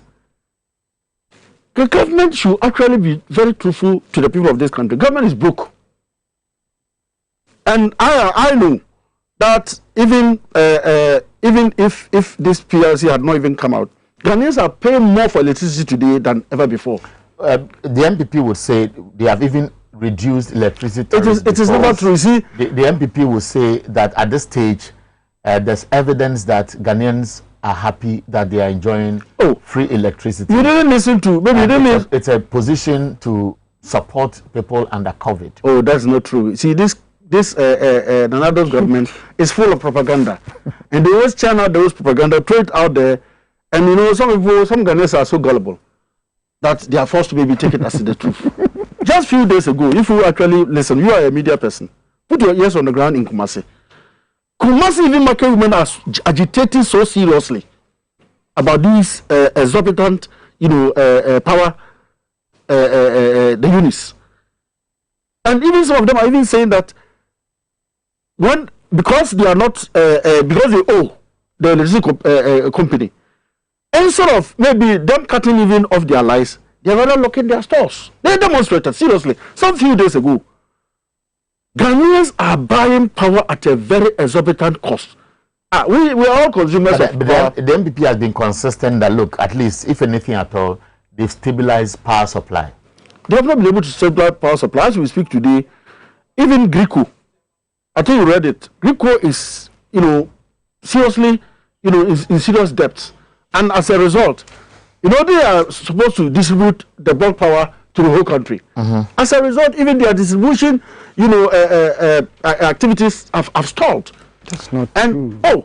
That's not. And what they are even saying, that is the reason why the NEDCO, which is supposed to cover the northern enclave, is now suffering. That is the truth. And they brought a list of companies that owe the GRICO, and that's the very reason why perhaps it's not able to be. I'll give you 30 seconds each to wrap up. Kale, let me also show some respect to those who have sent in text messages. Good. I told you I'll be closing early today. I have another conversation that will tell you what you need to keep yourself healthy. I'll be talking to you about that. Now, why is President Akufo-Addo always on security services? Meanwhile, we don't have access to potable water, stable electricity. Presenting 40 armored cars to armed forces, will that reduce the hardship in the country? Ghanaians crying they can't have access to potable water and stable electricity, and the president is misusing our money. If you like, he should give the armored car to each soldier. 2024, MPP will lose the election. So Abladi sent this from Takrady. This one says, it's from Abdul Basit in Kumasi. It says, Honorable Samuel Abu Jinapo, Asensubuache, are shaping Ministry of Land and Natural Resources and Ministry of Works and Housing. May Allah bless them. Greetings to Mustafa Yusuf. So yours was basically to say greetings to some people. Mustafa from Lower Manya Krobo. We are stronger than we appear. Tough times, but let's remain resolute and committed to our cause. Our party NDC and its values will always grow stronger if we are united and act as one great force, regardless of our misgivings. And Mustafa sent this from Lower Manya Krobo. This text message is from Zachariah. It says, Ghanaians, do we know the reason for doing so is the mismanagement and Akufo-Addo-led visionless government given to us, and ESLA money left by GM to buy crude oil is embezzled by the current administration? Eben from Kwabenya said the NDC will bounce back strongly, so let all 11 members and sympathizers stand firm and rally behind the leadership. Kwame from Tamale said, I think the NPP guy is making me proud because he's just hitting the nail by the head, and he should keep at helping the Osuno party. This one says, his resignation was on point, no name. Please add your names. This one says, if it's true, the way that MPP chairman in Takrady are saying that Nonado will both help the Speaker and Haruna to achieve the presidential ambition in the NDC, will fail with full soldiers chairman. We promise it will not happen in Ghana by Ogo Westridge in Tanokrom. I'm only wondering why a Speaker of Parliament will resign after 2 years. No. This is fallacious. And want to go and contest a primary, whether he will lose or not, and then come back to contest a presidential. So as for the Speaker issue, I find it a bit difficult for Bagbin, even if he had an ambition, but I don't think that is possible. It's a propaganda. Boshaba Amnesty Goso Zongo. Glory be to the Most High God for adding 1 year old to my age. I'm just speaking the last message.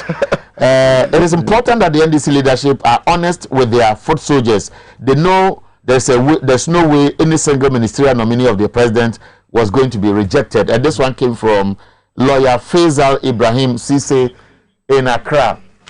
30 seconds. I have a conversation. Let's stay with it. 30 seconds. Powerful. Last message. 30 seconds. Okay. I think Sina tried to hint that the COVID levy is actually to pay debt, but that is not factual. Page 58 of the budget spells it out clearly. That says it's a future sustenance measure. Again, when it comes to power, clearly GRIDCO has told us in the face that doing so is not imminent. What they mean is that they are dealing with transmitting lines between Accra and Tema. And so because of the work of the engineers, at some point, some places will have to go off in order that they may be able to do their work. And I think that is instructive, and we'll take it at that. Done. Trust. Let me come to you, Kale Caesar. Doing so is already in Ghana. Many parts of Ghana, especially in the northern sector, you go to even Kumasi, they experience serious doomso. And for me, the earlier they actually come out with the timetable, the better. And this this idea or this excuse of that they will having some repairs or maintenance on their transmission line is a fallacy. Okay, so the truth is that the government is broke. Kwesi Nobi is a member of the national communication team of the MPP. Courage, Kwesi Nobi, thank you very much for making time with us. And then Kale Caesar is a deputy director of research of the NDC and a former deputy minister for Upper West Region. When I come back, I'll tell you about Lawson Herbal. Stay tuned.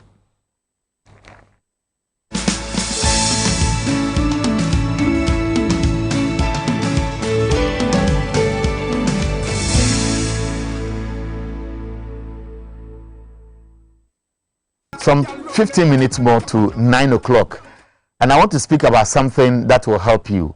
We always hear them, but today I'm privileged to have two of the products here. Lawson Herbal. This is one. It's called Law Care Herbal Mixture, a product of Ghana, and it comes with a lot of things, the ingredients, the indication, dosage, and so on. Now, nina nyede odru baby na se erinyina anaso awo abofo bakakraba no wadwenye de nyankopon be hirawo enya hoodzen na se yareba bi wo wuma na yareba no we fi ho. Now the reason why madwen yam de obehia de se yeri suade yeji enwa ye debate na din nyina no so ye no nkwa ohia. Law Care Herbal Mixture ye edru bia Martin dina ta and nyipa odano we be pray ha me wo kro also Lawson Herbal Mixture na sa ohonam ya yo anaso enya malaria obehia de ebanom na bia ye wo Africa ha enyim de yaramba pi wo ho bi wo ho ya na mona ya yetu na ende eja nins ya wabaka yensa mejafo momoachi na bijis the fantinete pa awbaka wuchi musoma ka fanti anayenda bia na yeka Lawson Herbal na Lawson ono nye wana bacho yeka Lawson Herbal ana se monze do kakra yeka Lawson Herbal na se infanto to ana odu baby a awkasamrite wona that one odu baby na amado na achechire mu kakra yeka Lawson Herbal Dr. Lawson CEO wada no a bacho me amini me Dr. Lawson no na ejuma no MCC wache na afene yankopon I left here up se wiase afana ba bia enti enka na ejuma pa ene mboa ye de boa Ghana ene wiase afana ba bia ye na nadi because uso kania de share 7 pounds here intimi shrine UP na yinra ye de aba ye de be boa asum Ghana man no ye na nadi ntin ma ba be pim ha enano pe yo na answer na yebeka the bedri hu ensamo no mamimbi so nya na ye habanedru odru baby a na wa bande dodo nara wonjidi no wechi the nipa pi atobi a well done from webeka da brofo edru to mahia yede yensa yede aye Lawson ndri binyimde simacher na mahen historical background kakra na yenhu ade krunta edunu wakwenyima inde yatonsa for the yindin komo awo hafa edream me da so open you say you naturally you be any the way in life city me semu suenhu bi ana menya dream bi efa sebe adwuma me ye no ho a men family ankasa ma adwen no ene minimidie no e make any effort. We are scientists now. Omaka be say open madness and na tete a tete. Also in a conversation between more than 2 people. If you hear the bell just na o di any kan share the kan e fe no Lawson Herbal Mixture. But ma da kanodo e bia na betum za hwe wo before o twa wo sesia na o he. On the Lawson Herbal Mixture no. Minim de do ntimi ye boot e de do na ye den eto me ho. Ronyi beka da the integrity that to drone so. Inti tembia me kasafa Lawson Mixture no ho a me kasa with boldness, proudness, confidence. Didn't na me kasa. Minim de do ntimi ye. Ode yenhwe dua mi nkan kwa akiri. Ye wodua bi e Ghana e fence kuku aman. Nyankopon ahyira kuku aman e de ama Ghana for Africans. Because kuku aman ye dua bi a se de Nyankopon si ye no. Wo se yen abibifo no Ghana for no. Ye pe eye starch aduane. The starch aduane a me kire banche emu ebru bayere ni nyina eye starch aduane ni bia. And starch aduane bia wudi na se cha. Isanse ni end product a glucose ni ntino. So glucose is sugar. Into the starch ni na cha. Ebedin pempen so bi na sugar level na ekosoro. Na cholesterol level na ekosoro. Etubu se na ona se na etatai. Ukotuja na ho na achia. Sabi wo fu a enye se Dr. Lawson di di aye flat no. Oh, aho mo. No fry kutu. So itime tenase adwene ko akiri ana mko hu abereba. No se kwadwo. Sawo nim de fa aduro bi sia betime de aboa Ghana for de ye ten na fa bredwa so. Na mitim de ka. Me ko pe ko aman ni bi. Ko aman adwuma ye nyina ne se sa starch ni na ye di no. Amama na adoso no. E wuntinu no. A o se de woyaw. Eba intinu mu. Amama na adoso. E wo kase udompeni mu no. A o se de oyaw ebrew no. Ko aman adwuma ni se. Enyi sa amama ni nyina firi ho. Oyaw na ekofom. It's a bia wuntime na obeda kama. Sa oda na odwonson ten okunya diabetes. Intinu mosisi atria na veins no clot or them. It's send for the bottom loss and miss no. Be 10 bottles no. Bogu dem kwan kase Nyankopon no nyam say no left it up. 10 bottles. 10 bottles. Lost in this chain. No, sorry.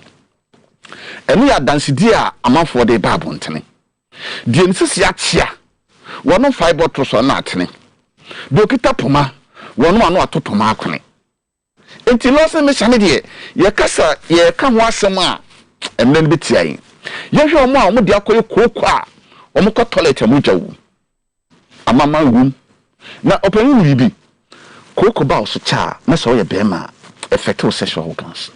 Koko. Yes. Koko betima na bema wu kudu to menyim da. Koko. Openu se koko timi fi oba se be na name. Etu vi obi ne katrema so. Obi na niwa nesi so. Na ise. Nipa pi wo ho a dam yerbe ya bo hon but wonyim baby obo control ohwe ho na wode tena ho. Edunti na me kire se betena se dwene ko akire. Ewu se starch ni na ye di ni de. So we Ghana ni a eya won hye. Eya wasede. Eya addition de se adrowi na bi mel. Nenom. Loss and mesha. Because starch ni anu yentimi ye die. Enti ye di ose ye po ye ho ban. Enti chere dem edre Lawson Herba no. Obi abotuma no bia na bia na bitina baby a ono so botuma no bi. Emerwafo no kura ne kokorafo no de ne hia me. Because um say dua bi enya ne problem. Ni esusa ho na make it say ni hope. Because who this start in ne ko. Wo say didi anadwo. We e be ne fat and cholesterol. It's all third didi anadwo. Opemuja nam, openam mono, slade nam, wo say na wuhuru. Na unum bra ese ede bra ma no kro mo tan di ho dance kese ne se wo fo kese se wo chie bubu egu so na so no madro we 10 bottles so a edre tretwe slade ni nyina na begu to na to na pia babo ntene obi hu obeka so akọ opane typical African besia or the usisiu oya kakraba na yesu oya kese na onyo no kwete me hu law care ono so ya bedru law care ne se me number e screen no so me opese otifi mi ankasa ma no a e 0242 133 577 0242 133 577. Not the say if you ha na bia nkomodi mbrenyi wonti yentuma ntwuma obi tuma fro etri etoba anyi no edi nkomo na manya botro akyerɛkyerɛ mu na aba ba mu lock you lock misha open you kase Local me say a bed also, and the Ghana for man on Chrome, on my sister Dino. Since I must say a famous virgin doctor. Virgin Dr. Lawson. A doing tea. Oh, what do you do, bed also? Miss a ma edgisuma. Now, also, you're proud. Then the man for virgin doctor. Local me say you draw all your banner no man. A crowd be a sim. A crowd be a one pedrium piano. A cop. There would be, and Mr. Yango points out my young Ghanaians, but you mean, open you, but what no crass a pen. Oh, Martin Crasada. We may crash him, a crass a metin moment or one pano here. And pano here in the end, we may crash about cool, baby, and your crab, yes, a floor of was a crew. And I was Bacchus or near me crew, your phone to so. Running.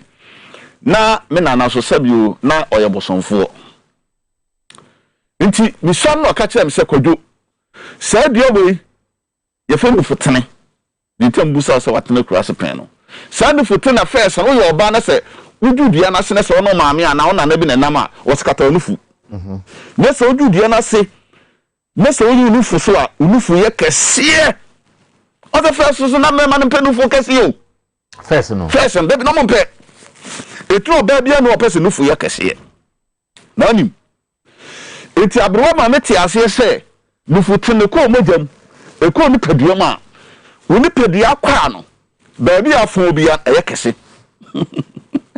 no fu tene no e so di no fu tene ye aduro na so oba enom so loke uno 5 to 10 bottles na so no fu na afo a na ye kese because men who be safu bia wana koko ehwa benyini dze hu besi a nzeme baasa na ebehwe n'enyim ahwe n'echiri kakra na ahwe ne bo kakra ono na benyimfo the value besiafo one physique ansa na e decide adi wadangwa na ondangwa and I'm just doing it on the lighter side enti the medri sisia abobodini which is the man for before one number wo TV set no do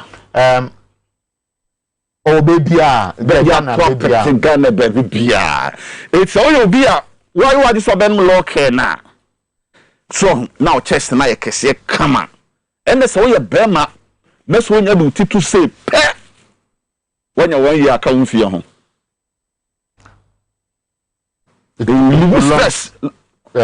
really stress yes okay it will nya the oba no no ne kesen baby o pese ye koduru bia na dua no waja no so to na afo a onum ne kese na hu so shape na kama o paja no so o ye bema na so ni padua kwan baby afo a wonnom na ne kese no waja no nti ye be wie aba afutusam anaso aba asam na debo to gwa bankrofo le me pese me kan ne say Dr. Lawson no sonfo masum Ghana man na che afa na mapie ayekani a ahye no bia emu no drugstore bi obeko bia na buanya bi wo ho Lawson Mr. Wujaso local Mr. Wujaso fe number no enchemu bia me fa mawo 0242 133 577 simple menyim de embre na so na mehu delay man na mejis the wofrowa obetene nka bia 30 seconds delay man dey opanyi me background na ya me mpese meka ho ase and